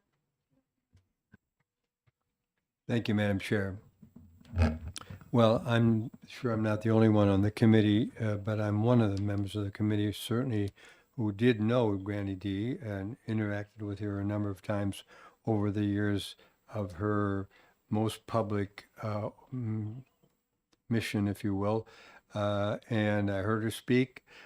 She was a powerful orator. I campaigned with her on a number of occasions, and I was there on her 100th birthday. So I defer to no one in my respect for her significant accomplishments. I think in a way, it is more meaningful that the governor is voluntarily proclaiming her birthday every January, and I think that as long as she's still a present figure in many respects, that aspect is appropriate.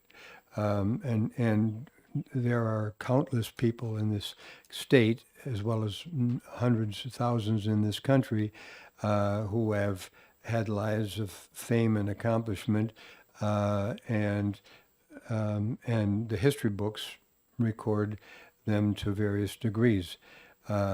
So I think it's more important to have a voluntary thing than to put it in the statute to be buried, because when she's forgotten by most people because that era has passed, then only the history books will record her. In the meantime, she has a living memorial, and that's the organization that Ms. Zink referred to. So I'm going to reluctantly vote yes on this ITL motion, because I think we should keep her alive with something alive and not something that's a dead letter of sorts in the statute book. Thank you. Any other, Representative Lekis? Yeah, what I would have said is, already mostly been said by the previous two speakers. I agree completely. The only thing I would add is, I applaud the people that are organizing the events that are going on, and I think that's both the appropriate and the effective way of keeping her memory alive, and I think that's great. Thank you. Anyone else have a comment? Representative Gould. I just wanted to quickly say thank you, Olivia, for all you've done. I never met her. She was one of my heroes as soon as I learned about her. I can't imagine she's ever going to be forgotten because you keep her alive. Okay. Representative Schuett? Thank you, Madam Chair. I'm of an age that I was privileged to meet Granny D, and I'll call to the attention of committee members that there is a lady who does a reenactment of her walk that is often sponsored by the Humanities Council in New Hampshire. If you get a chance to see that show, I think you would enjoy it. She really captures the spirit of her movement. Thank you. Okay. Anyone else? All right. Seeing none, we'll call the question. The motion is inexpedient to legislate on House Bill 140, made by Representative Groda, seconded by Representative Hebert, and the clerk can call the roll. I'm now taking vote roll for House Bill 140. Representative Simon. Yes.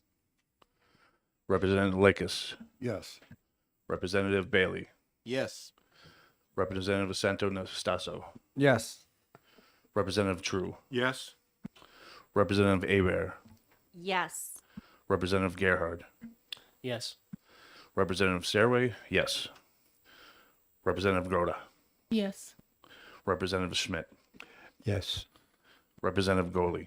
Yes. Representative Schuett. Yes. Representative O'Brien. Yes. Representative Shirtliff. Yes. Representative Davis. Yes. Representative Fitzpatrick. Yes. Representative Gould. Yes. Representative Rung. Yes. Madam Chair. Yes. 19 yeas, 0 nays. With 19 yeas, the motion passes. Is there any objection to consent? Okay, seeing none, we'll put this one on consent also. We have a few minutes before our next hearing, which starts at 2:30.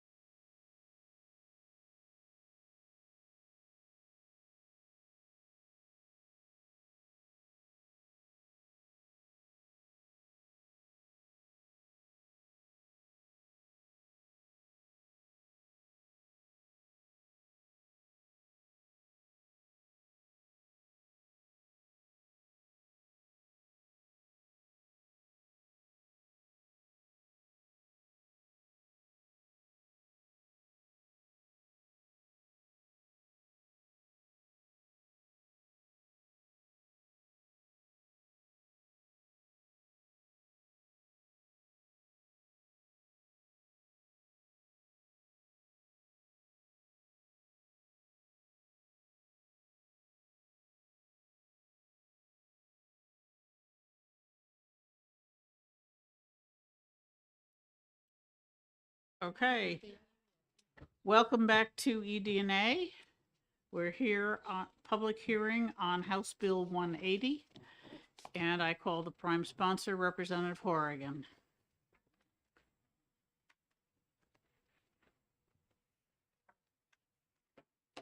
If anyone else has written testimony, feel free to pass it around now so we're only disturbed once.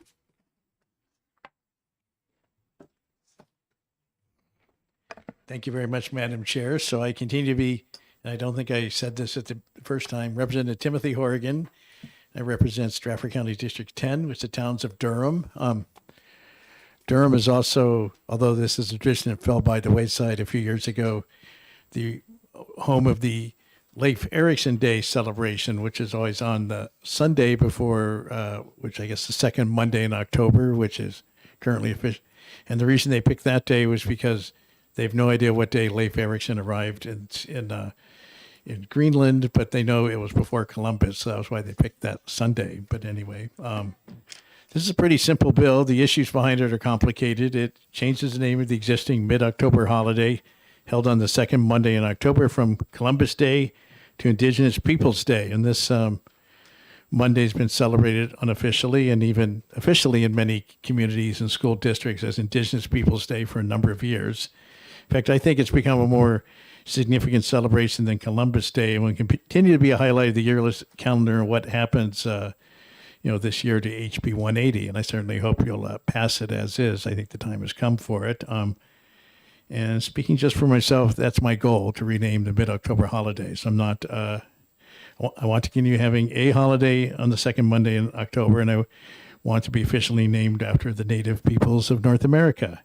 And also, if possible, I want to be named after not to be named after Christopher Columbus. And there's probably a lot of reasons why they established the Columbus holiday, but I think they're not valid anymore. He wasn't even, it didn't become an official holiday until 1971. So I think the right thing to do now in 2023 is keep that same holiday, but make it Columbus Day. And of course, to go back, Columbus, we were probably all, I guess I don't know what goes on in grade schools in more recent years, but at least if you're my age, we all learned in grade school that he discovered America in 1492. But of course, the millions of people living in the Americas in 1492 were already well aware that America existed.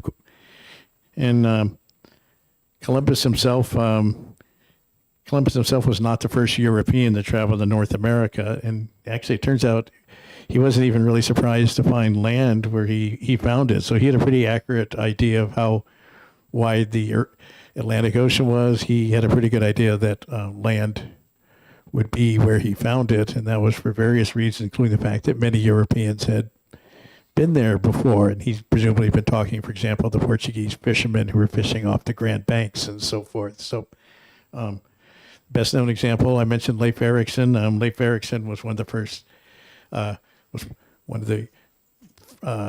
maybe he wasn't the first one, but he was one of the Scandinavians who established a very well documented colony in Greenland, which survived for 500 years, beginning in the mid 900s. And it ended, there's conflict and warfare and bad things that happened along the way, but it was relatively peaceful, not really all that long before Columbus's day, when the descent of the original colonizers sort of reverse migrated back to Scandinavia in the mid 1400s. And that was because of the climate had become cooler. The economy in Europe had collapsed, and there was more, they decided there's more opportunity for them to go back to their ancestors' homeland rather than to stay where they were. And there were probably Scandinavians in other parts of North America. And actually, one of the first accounts is I'm of Irish ancestry. So one of the first accounts was a group of Irish monks led by Saint Brendan. So that was like a couple hundred years at least before Leif Erikson's time. So Columbus was certainly not the first person to cross the Atlantic, and also people came to North America from Asia. Russians came there. Chinese probably came to Central America. So the Polynesians, came from Hawaii, which is now one of the United States, actually. So I mentioned that Columbus wasn't Italian. He's from the Republic of Genoa, which is a small country which ceased to exist 3.5 centuries after Columbus's time, when it was basically split up between France and Italy. And Genoa is now a Italian city, but he spoke a language called Ligurian, which people still speak, but it's more closely related to French and Italian. And he spent most of his life in Spain and Portugal, so he was not actually Italian, really, not really Italian at all. He was Spanish, but that's and he certainly never came to the United States. The closest he came was the Bahamas. So I think it's time to rename the Columbus Day holiday, and we should have Indigenous Peoples Day on that Monday in October, when it is currently being celebrated, and when we've had a mid-fall holiday for many, many years. So that's my proposal. This is not the first go around for this, but I think now is the time to finally pass it. So I guess I'd be happy to take any questions. Although, Thank you, Representative. Are there any questions? Representative Bailey. Have you considered, I mean, as you say, it's been around a few times. Yeah. Have you considered splitting it into two parts, ending the holiday versus renaming the holiday? well, that's up to you. That's not what I personally had in mind, but it's the committee's bill. You can do what you want with it, and I'll reserve judgment in advance on whether or not I'll vote for any amended version you might come. I think this is a good bill. It's been vetted through its several trips through the legislative process, and I think it's ready to go as is. But if the committee disagrees, well, that's up to you. That's your call. Thank you. Thank you. Other questions? All right, thank you very much. Excuse me, Representative O'Brien, please. That's quite, all right, thank you, Madam Chair. Representative, one of my concerns, just to make sure, but I would like to have it, I know your answer, I think, but documented into the testimony. This will have no effect on any existing treaty, which we do not have, or anything else like that. No other move in the future by any of the Native American tribes. I can't really speak for any Native American tribes now or in the future. There are some local Native people who are here. They'll speak for themselves, but I think even they can't predict what's going to happen in the future. So that's, but the goal of this bill is just to rename the holiday, which is in any case, just like we're both of Irish ancestry, both just like St. Patrick's Day is a popular celebration for even people of non-Irish ancestry. This has become a popular celebration even for people of non-Native ancestry. So I'm not sure what else more to say about it, but. Any other questions? All right, thank you very much. Thank you. Representative Petrino.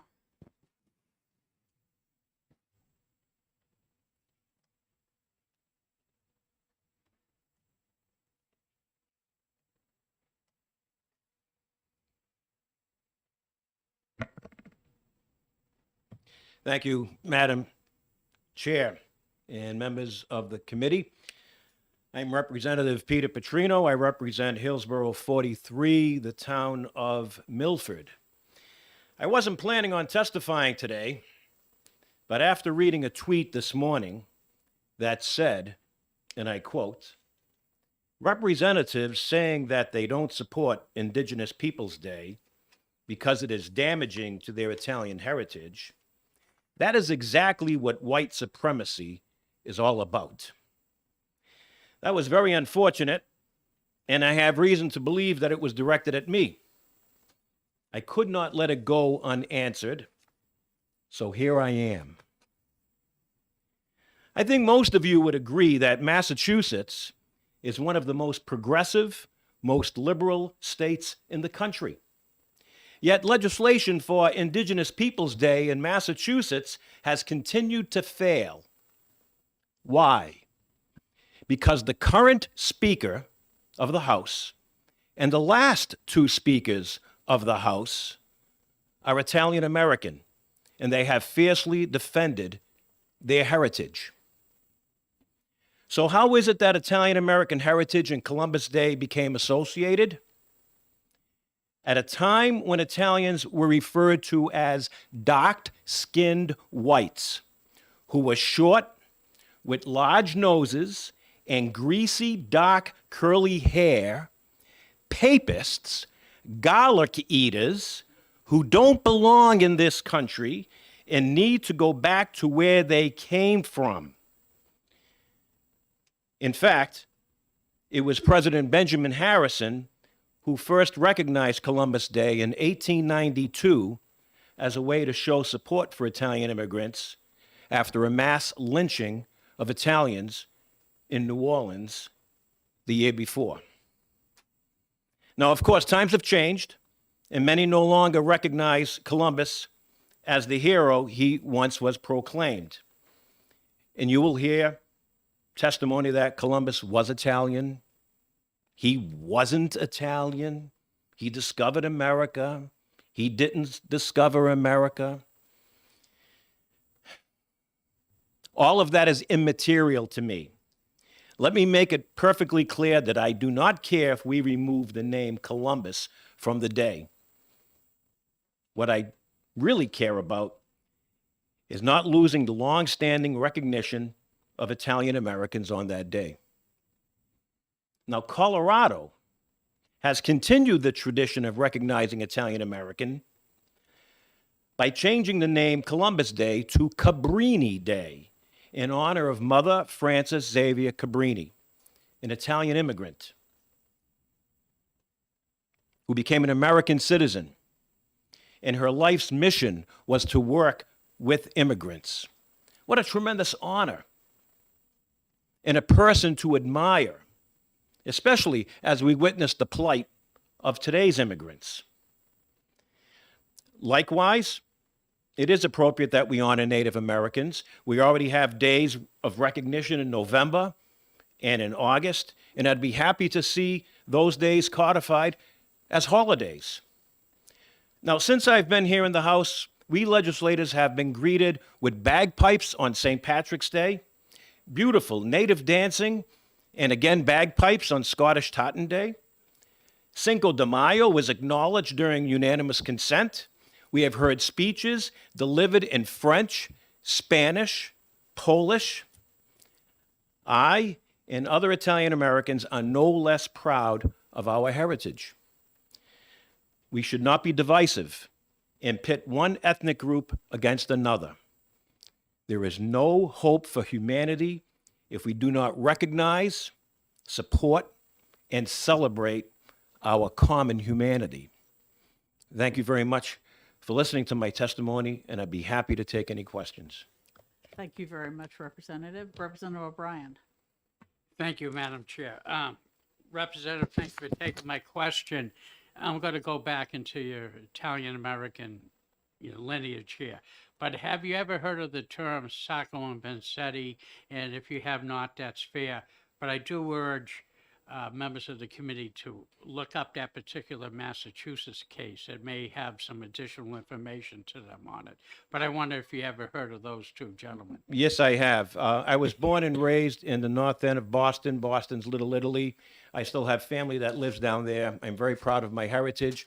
The north end of Boston was the home of the Sacco and Vanzetti Defense Committee, and it was from there on Hanover Street at Langone's funeral home where they had their funeral. Follow up? Thank you. More into, it ties into Columbus Day. I was led to believe that that may have been one of the appeasements. They were executed wrongfully so. They received pardons from the Massachusetts governor, but in relation to Columbus Day. That's correct. And when the bigots called insult to Italian Americans, Italians always were able to say, if it wasn't for an Italian, this country would not have been discovered and you wouldn't be here today. I mean, that was always the retort when faced with that kind of discrimination. Now, again, I understand that times have changed and we no longer look at Columbus as the hero we once did. But 100 years ago, 50 years ago, 20 years ago, when I was a boy, he was looked upon as a hero. And Italians always said, hey, look, if it wasn't for one of our own, this country wouldn't be here. And you bigots who were saying we don't belong, well, listen, you wouldn't be here if it wasn't for one of ours. Okay. Are there any other questions? Thank you very much for your testimony. Thank you. Okay. I'm afraid I have to leave, but Representative Lekis will take over. And I call Representative Sofakaitis.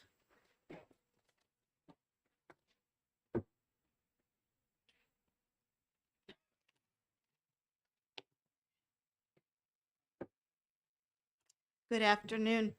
For the record, my name is Catherine Sofakidis. This is my fourth term as a legislator. I'm from Nashua Ward 7, which is called Crown Hill, if you are familiar with that area of Nashua.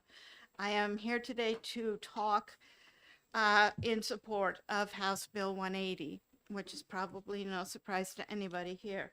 I was born in the territory of Alaska before statehood. I want to be brutally frank with all of you here. There is not one person of color on this committee, not one. And racism matters. And I want to give you some terms that I want you to look up, because the last time around with this, I heard so much ridiculous things out of this committee. So the first word I want you to look up is to decolonialize. Now, I realize that we are right here in the heart of colonial America, but the rest of the country understands what you, the colonialists, have done. And the colonialists came, and now you say, because we're here, that the country started. Well, nothing could be further from the truth.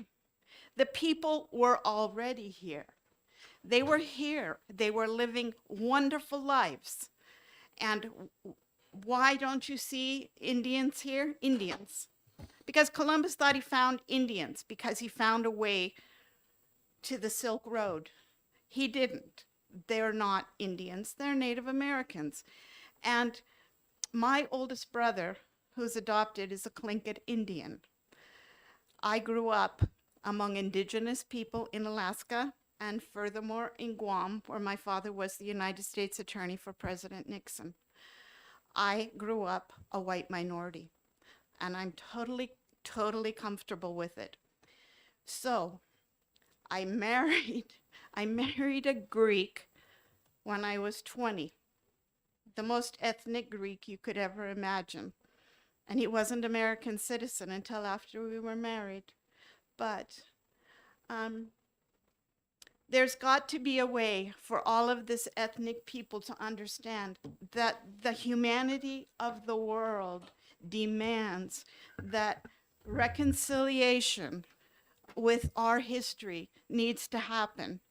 And even our brothers and sisters to the north in Canada who are wrestling with this same issue have understood in the last few years, and they have countrywide passed reconciliation.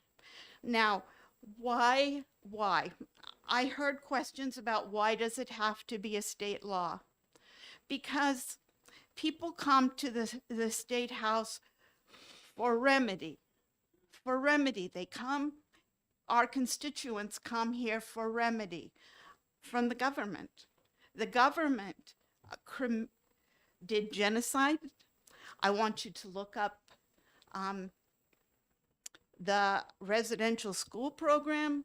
The residential school program where children were taken away from their families so that they could break the culture of the indigenous people. That they have committed atrocities that went over hundreds of years. I want you to look up the Wounded Knee Massacre. I want you to look up the Sand River Massacre. And I want you to know that we have just passed a huge memorial to the Wounded Knee Massacre, where children, young adults, take their horses the last week of December and they ride from Standing Rock Reservation to the site of the Wounded Knee Massacre every year, the last week of December. And if you can imagine what that weather is like. Now, why is it important here for New Hampshire? Because this is where it started. We need to understand that there was people, there was a civilization, a rich, dynamic civilization in this state before colonization. And we are taught lies, we are taught so many things that are not true about the past of this country. And it is time. The internet has been a great equalizer, and we can understand that we all have to live together.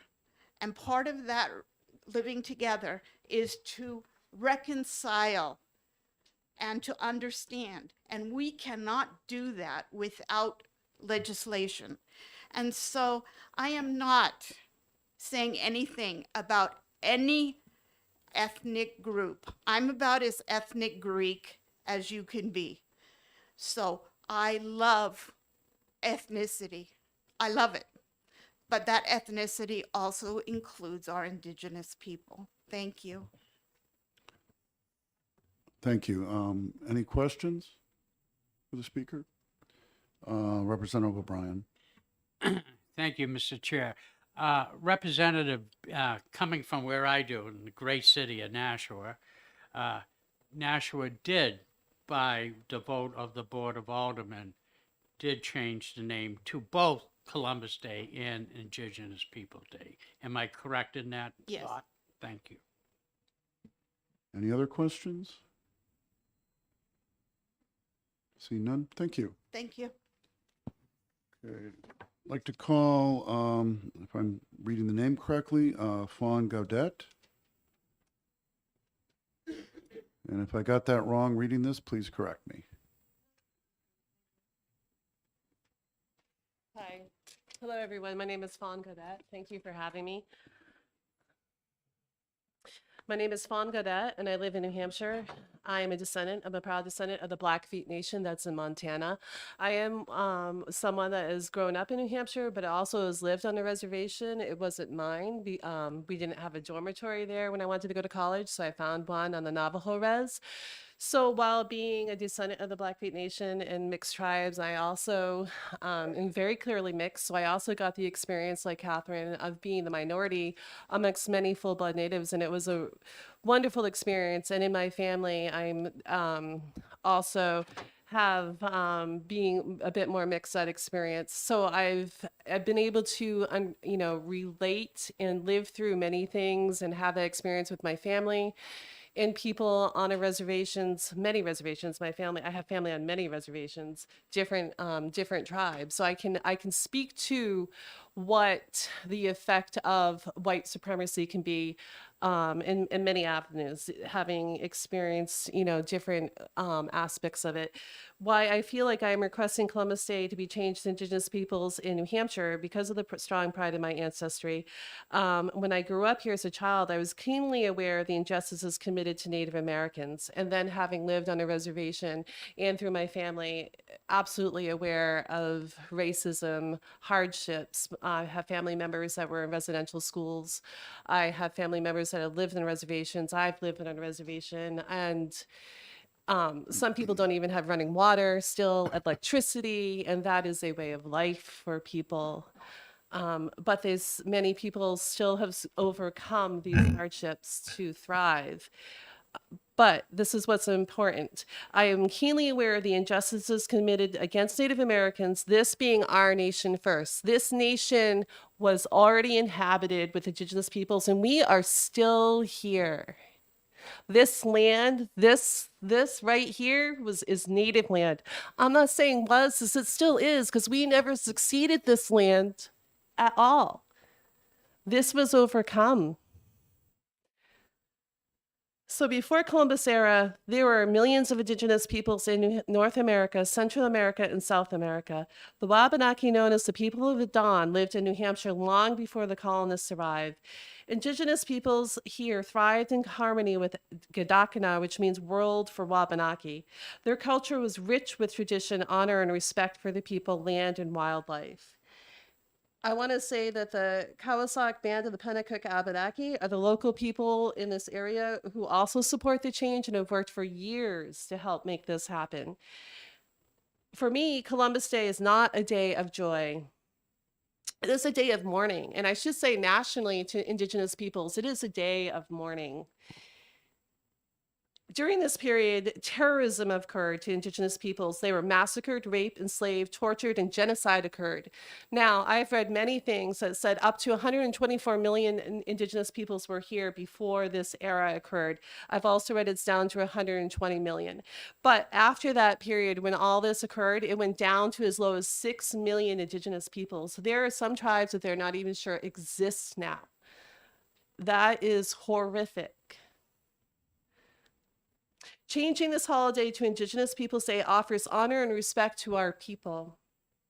As Columbus Day, this only marks a false representation of what happened to the past, and that is white supremacy. If we do not teach the truth of what happened, we are allowing this awful, horrible things that happen that could be repeated again. You have to teach the truth so you do not repeat it. We have to teach children, we have to teach our society to tell the truth, to honor and respect people.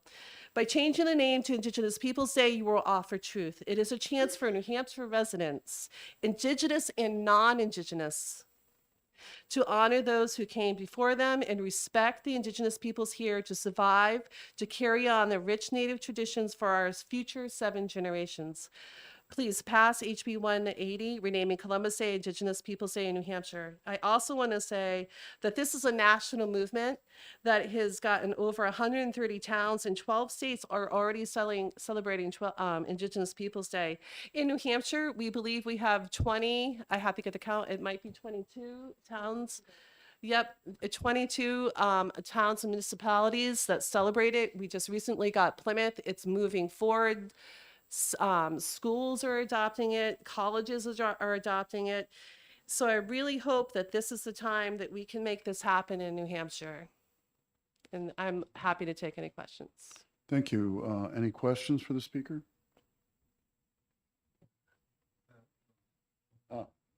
Representative Schmidt. Thank you, Mr. Chairman. Seems like maybe you are speaking from a written document. Yes, which I pretty much have memorized. I've done this a while. Could you possibly provide that to the Yep, committee? you have it. And also I sent it to you via email, and there was some glitch via the emails as well, I think. Just so you know, a lot of our emails got bounced back, so Thanks. I hope that can be worked out. Thank you. Any other questions? I appreciate your time. Okay, Thank thank you you. so much. I'd like to call Sarah Smith.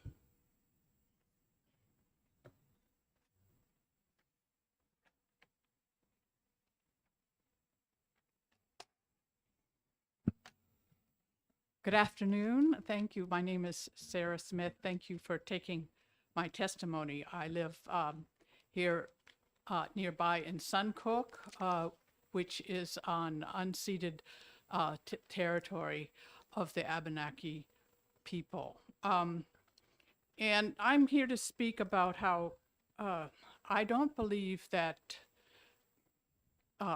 Columbus was a hero. I'm a retired teacher. I spent a lot of time seeing how these kind of holidays are taught in schools. And usually it's some kind of mytho-heroic kind of idea that's put forth. I feel that Columbus himself was a brutal person. And there are a number of reasons and I'm going to focus mostly on what I've learned about Columbus. First of all, he didn't really discover America. He never set foot on what we consider North America at all. He spent his time in the Caribbean. He spent a little bit of time in South America, never set foot on North America. And in his own journals, Columbus cites how easily Native people could be enslaved and exploited. and he quickly proceeded to do so. One of the things that I found that really troubled me was the amount of enslavement that he put forth.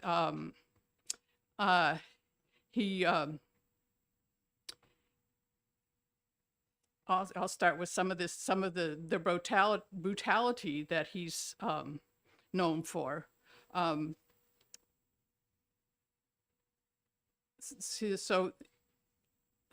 I'm looking at some notes here. I'm not trying to read them all, but there's just a few little stories here that that really stuck out at me. That he at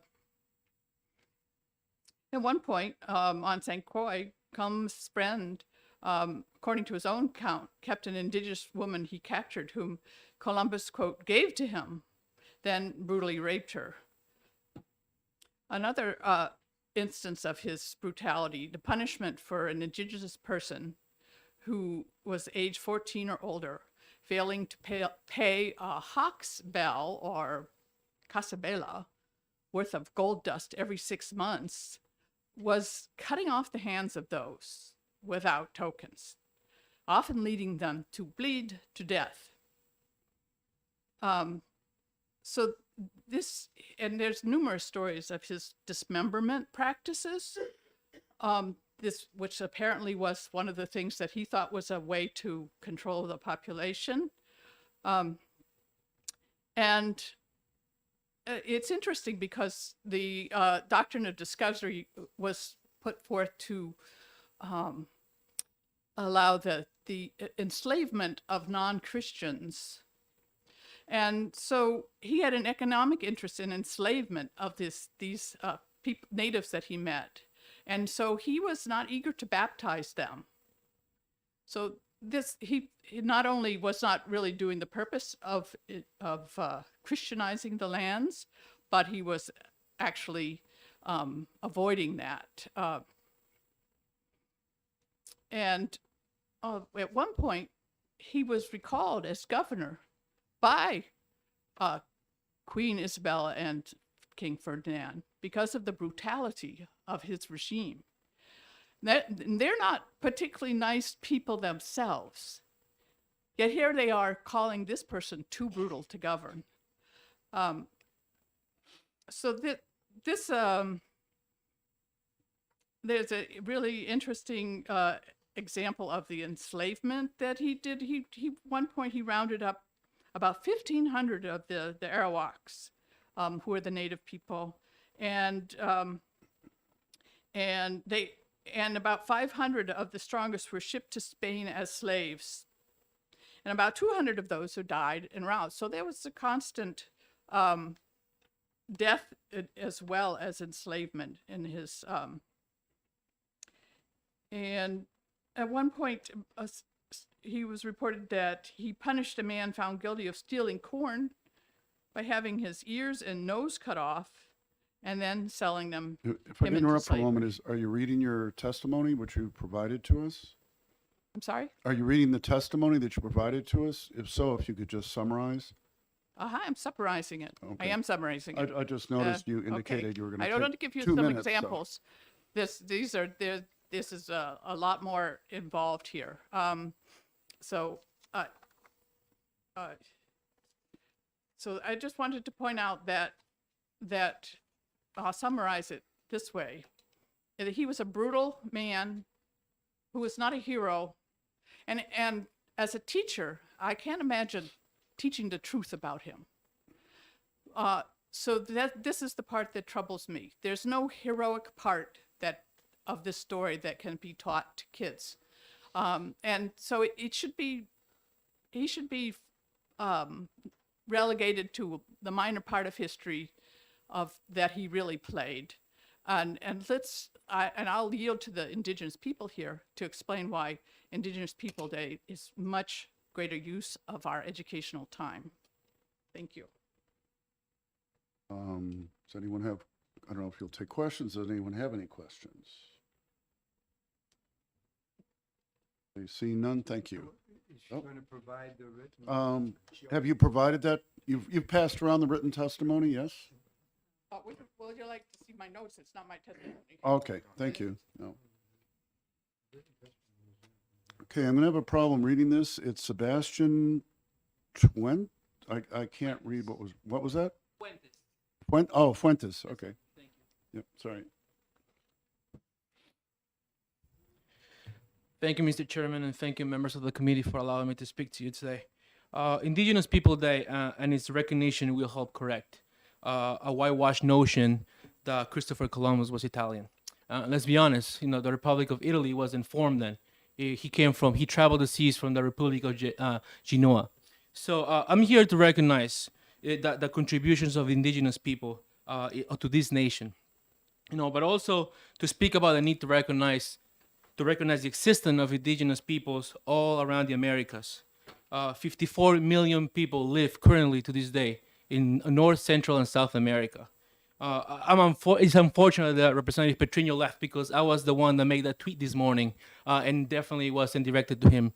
It was directly mostly to other representatives that made the comment that they couldn't support Indigenous People Day because they were members of the Knights of Columbus, so there's going to be offenses to them. So that's the reason why I posted that tweet. So if he felt there was an attack to him, my apologies, but it wasn't directed to him as well.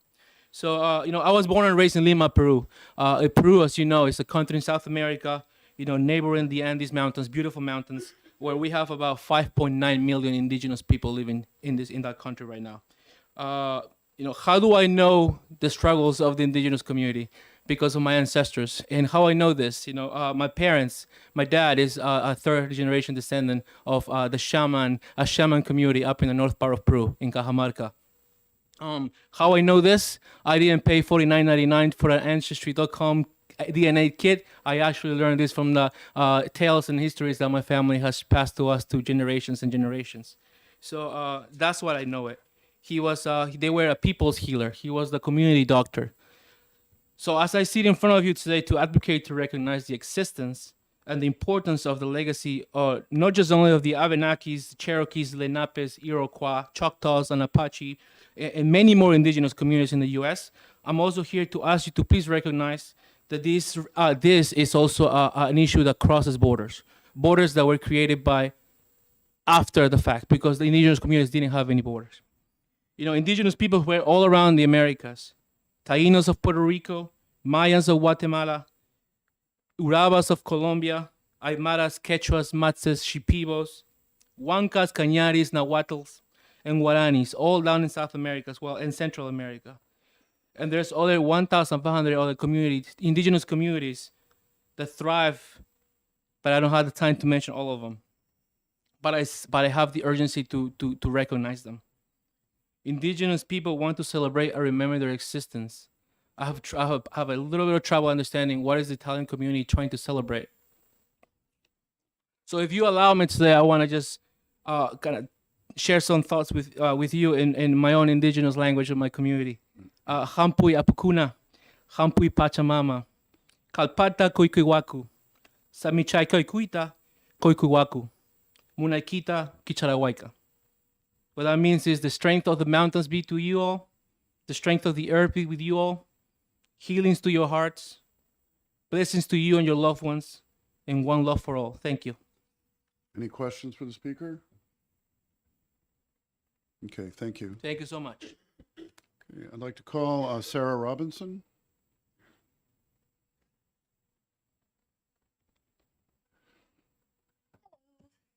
Hello. Thank you, Mr. Chair and the committee, for the opportunity to speak to you today. My name is Sarah Robinson, and I am the Education Justice Campaign Director for Granite State Progress, a multi-issue advocacy organization working on issues of immediate state and local concern.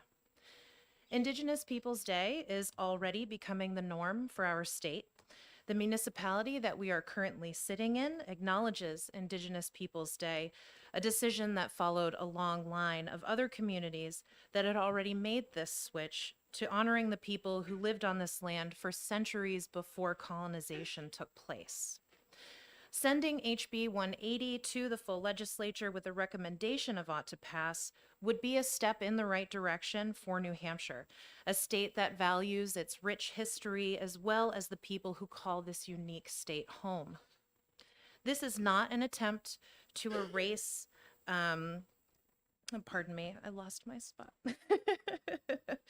This is not an attempt to erase the value of other communities, but a wide step forward in repairing the harm levied against our Indigenous brothers and sisters who continue to call New Hampshire their home. Aren't their historical and current contributions to our land, culture, and history worth our reverence? Shouldn't our history and community reflect the experiences and stories of all of us? Our local Indigenous communities, bands of the Abenaki people, also known as the people of the Dawnland, continue to offer us their culture, stories, art, and ways of knowing at their own expense and for the sake of their own preservation. Their history and place of belonging in this great state, all the more significant because of the great odds and barriers they have overcome to preserve it, deserve this long withheld recognition. Please vote in favor of HB 180 with an ought to pass recommendation. Thank you Okay. very much. I can provide my testimony electronically to you all. Oh, that'd and be we'll do great. so, yeah, and I'm Yeah. happy to answer any questions you might Any have. questions for the speaker? Okay. Thank you for the Thank you. opportunity. And I'd like to call, I believe it's Paul and Denise Poulet. Pouliot? Okay, a little hard to read the printing.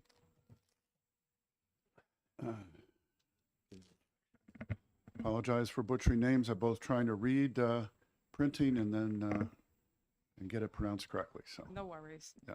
Kwai Nito Bach, Indelawasin, Denise Pulio, Sagama Squaw, Wadelawasin, Paul Pulio, Sagamo, Kawasak Band of the Pennacook Abenaki People, Kiona, Ayan, Odana, Kunipi. Hello, friends. My name is Denise Pulio. I'm the head female speaker, and this is Paul Pulio, the head male speaker in chief of the Kawasak Band of the Pennacook Abenaki People. We come to you today from our ancient Pennacook village of Odana-Kunipi, which translates to the village of the narrowing of waters, now known as Alton, New Hampshire. We've heard quite a bit of testimony, and it's all very positive. Obviously, we're here to ask for the passage of HB 180. A lot of this history, you know, we could rehash it again. You have our written testimony. We saw this as a grassroots movement initially because various religious groups were trying to deal with papal decrees of the Age of Discovery, especially in the 1400s. A lot of these papal bulls became the basis for taking land away from indigenous peoples in the New World, as they said, to divide it up between the princes and princesses of Christianity as they were fighting between the royals of Europe. Unfortunately, a lot of harm was done. These papal bulls actually became the basis for a lot of our federal laws, which justified taking land, especially in the early 1800s, when the Supreme Court and Jackson and others argued about these issues. And eventually it resulted in the codification that it was righteous and just as Christians to take the land away from indigenous people. After all, we were not civilized or considered part of humanity. There's so much to be said about Columbus. He was a Genoan. Italy wasn't actually a country until 1861. He may have been a mercenary. He was definitely a slaver by the time he figured out that there was great enterprise in slavery, because there really was no gold in the Caribbean of any value. The royals were always looking for gold and silver as part of their treasury. To finance some of the stuff that Columbus did, they took the land from the Jewish communities, just like they did from the Moors, you know, the Muslim communities of Europe, took their lands and their property to fund all the exploration for the Christian world. So there was an intersection of cultures. It was not just indigenous peoples of America that were impacted. There were other religious faiths of Europe that were impacted very severely by these kings and queens. It is without any doubt that he started the global Atlantic slave trade. It's well documented. His atrocities are well documented. His amusements with brutalizing people were well documented. And he never really did find North America. I'm 75 years old, and I was brought up in a school system where all we sang was in 1492, Columbus sailed the ocean blue and he discovered America. It was a lie. Let's be honest about it. It was a lie in the beginning, and it's still perpetuated. We've always been trying to re-educate, and we're not saying we're changing history. We're not woke. We're not trying to revise history. We just want everybody to know there's another deep, rich, inherited history that we have to come to acknowledge. We inherited this history. We don't have to apologize for it. We know that things weren't right. We know things that the papal decrees created were not right. Religious groups, many religious groups were the first people that worked with us to reintroduce the idea of Indigenous Peoples Day. And some of the church groups that we work with wrote letters to the Pope saying that the papal bulls of the 1400s have to be rescinded, and another papal statement come from Vatican saying we repudiate the actions of those popes in the past. It hasn't come to be. So everything is now more or less a grassroots movement. Things have been codified in federal law that granted the use and stealing of land. And New England was the epicenter of it. Let's be candid, this is where it all started, and it spread westward from here. The Abnaki, Pennacook in particular, which were occupying this whole Merrimack River Valley system, and the Pescata as well, have been here for thousands of years. Our latest estimate is maybe as far back as, we know 12,800 years and maybe 13,000 years. So there are people here well entrenched, living here, living off the land, and we'd like you to recognize that fact. We realized also that there was a lot of dissension about the dates. We heard several dates were recognized as Indigenous Peoples Day. None of them really have taken hold anywhere in the country. You know, we hear about October dates, November dates. Not one of you could actually tell me that date. We've even heard people say, well, why don't we just use the UN's Indigenous Peoples Day when they did all of the recognition of Indigenous peoples of the world? What countries opposed that? The original UK, the original territories of the United Kingdom. Canada, Australia, New Zealand, and the United States all opposed Indigenous peoples' rights initiatives that were initiated by the UN. A date was established as August 9th as Indigenous Peoples Day, but that does not satisfy the needs of the indigenous communities here in the Americas. That is a worldwide statement. In this country, for each administration has fought against recognizing any UN resolutions, starting with the Bush administration, and it goes back and forth. I think Obama tried to get it recognized. He tried to get Indigenous Peoples Day, and Clinton did as well. They did proclamations. It's never taken hold. So we're not to disparage all the immigrants. And I mean, everybody thinks first of all, we had Scotch, French, and English as first immigrants here. And then we had Irish. Then we had Polish and God knows how many other ethnic groups. But it's unfortunate that certain groups, and the Italians are very right. The Italians were very highly persecuted as papists, Suavi, not even human, in fact. They almost put them in the category of indigenous Africans. That's how bad this was in those days. So I understand the persecution they did, just like many of the African slaves that were brought here. There was persecution, and we have to admit that's part of history. But today, we don't really have to apologize for it. We just have to recognize it. We call it this inherited history. We'd like to just correct it.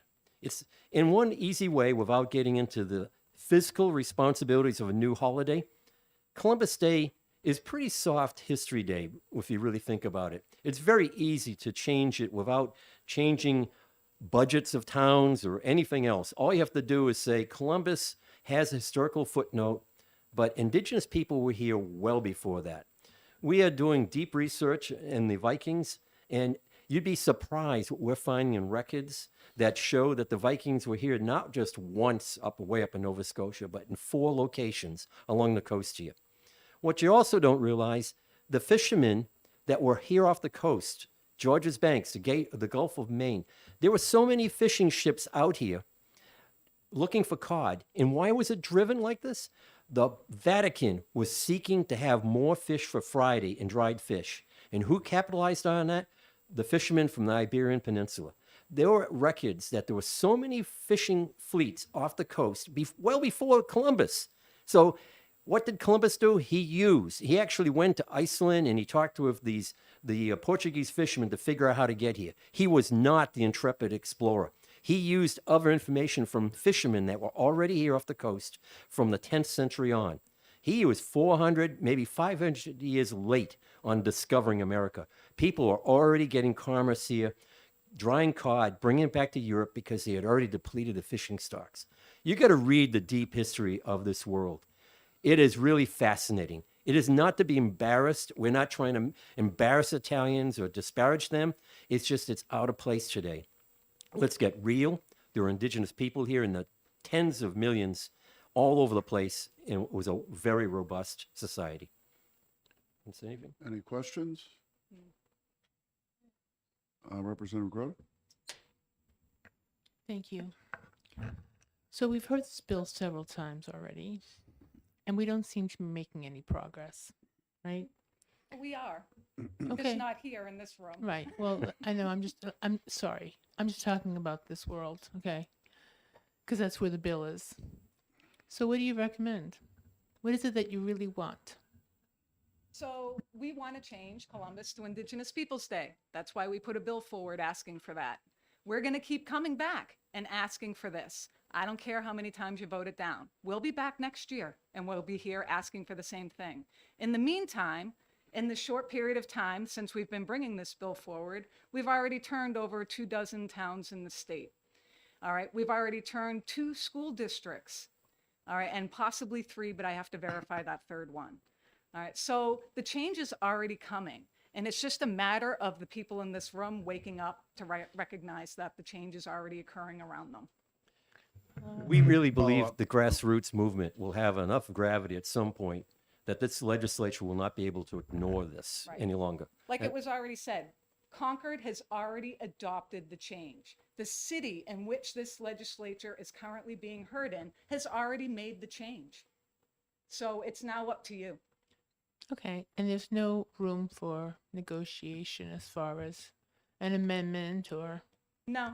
Okay. No, I just want to know. what are you going to do? Celebrate Columbus Day, Indigenous Peoples Day the week before and then celebrate Columbus Day the week after? That's in celebrating the indigenous people who were originally here and then celebrating our genocide a week later. So there is no compromise. Follow up. Okay, follow up. I just make a comment that I'm asking you with good intentions, and I don't need sarcasm back. It's not sarcasm. Okay.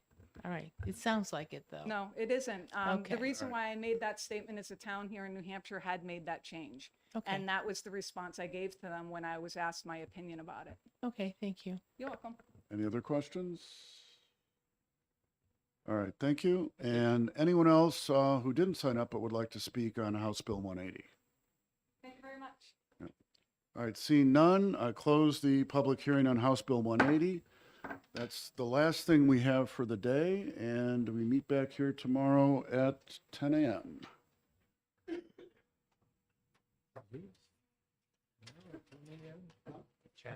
Well, you and I are meeting.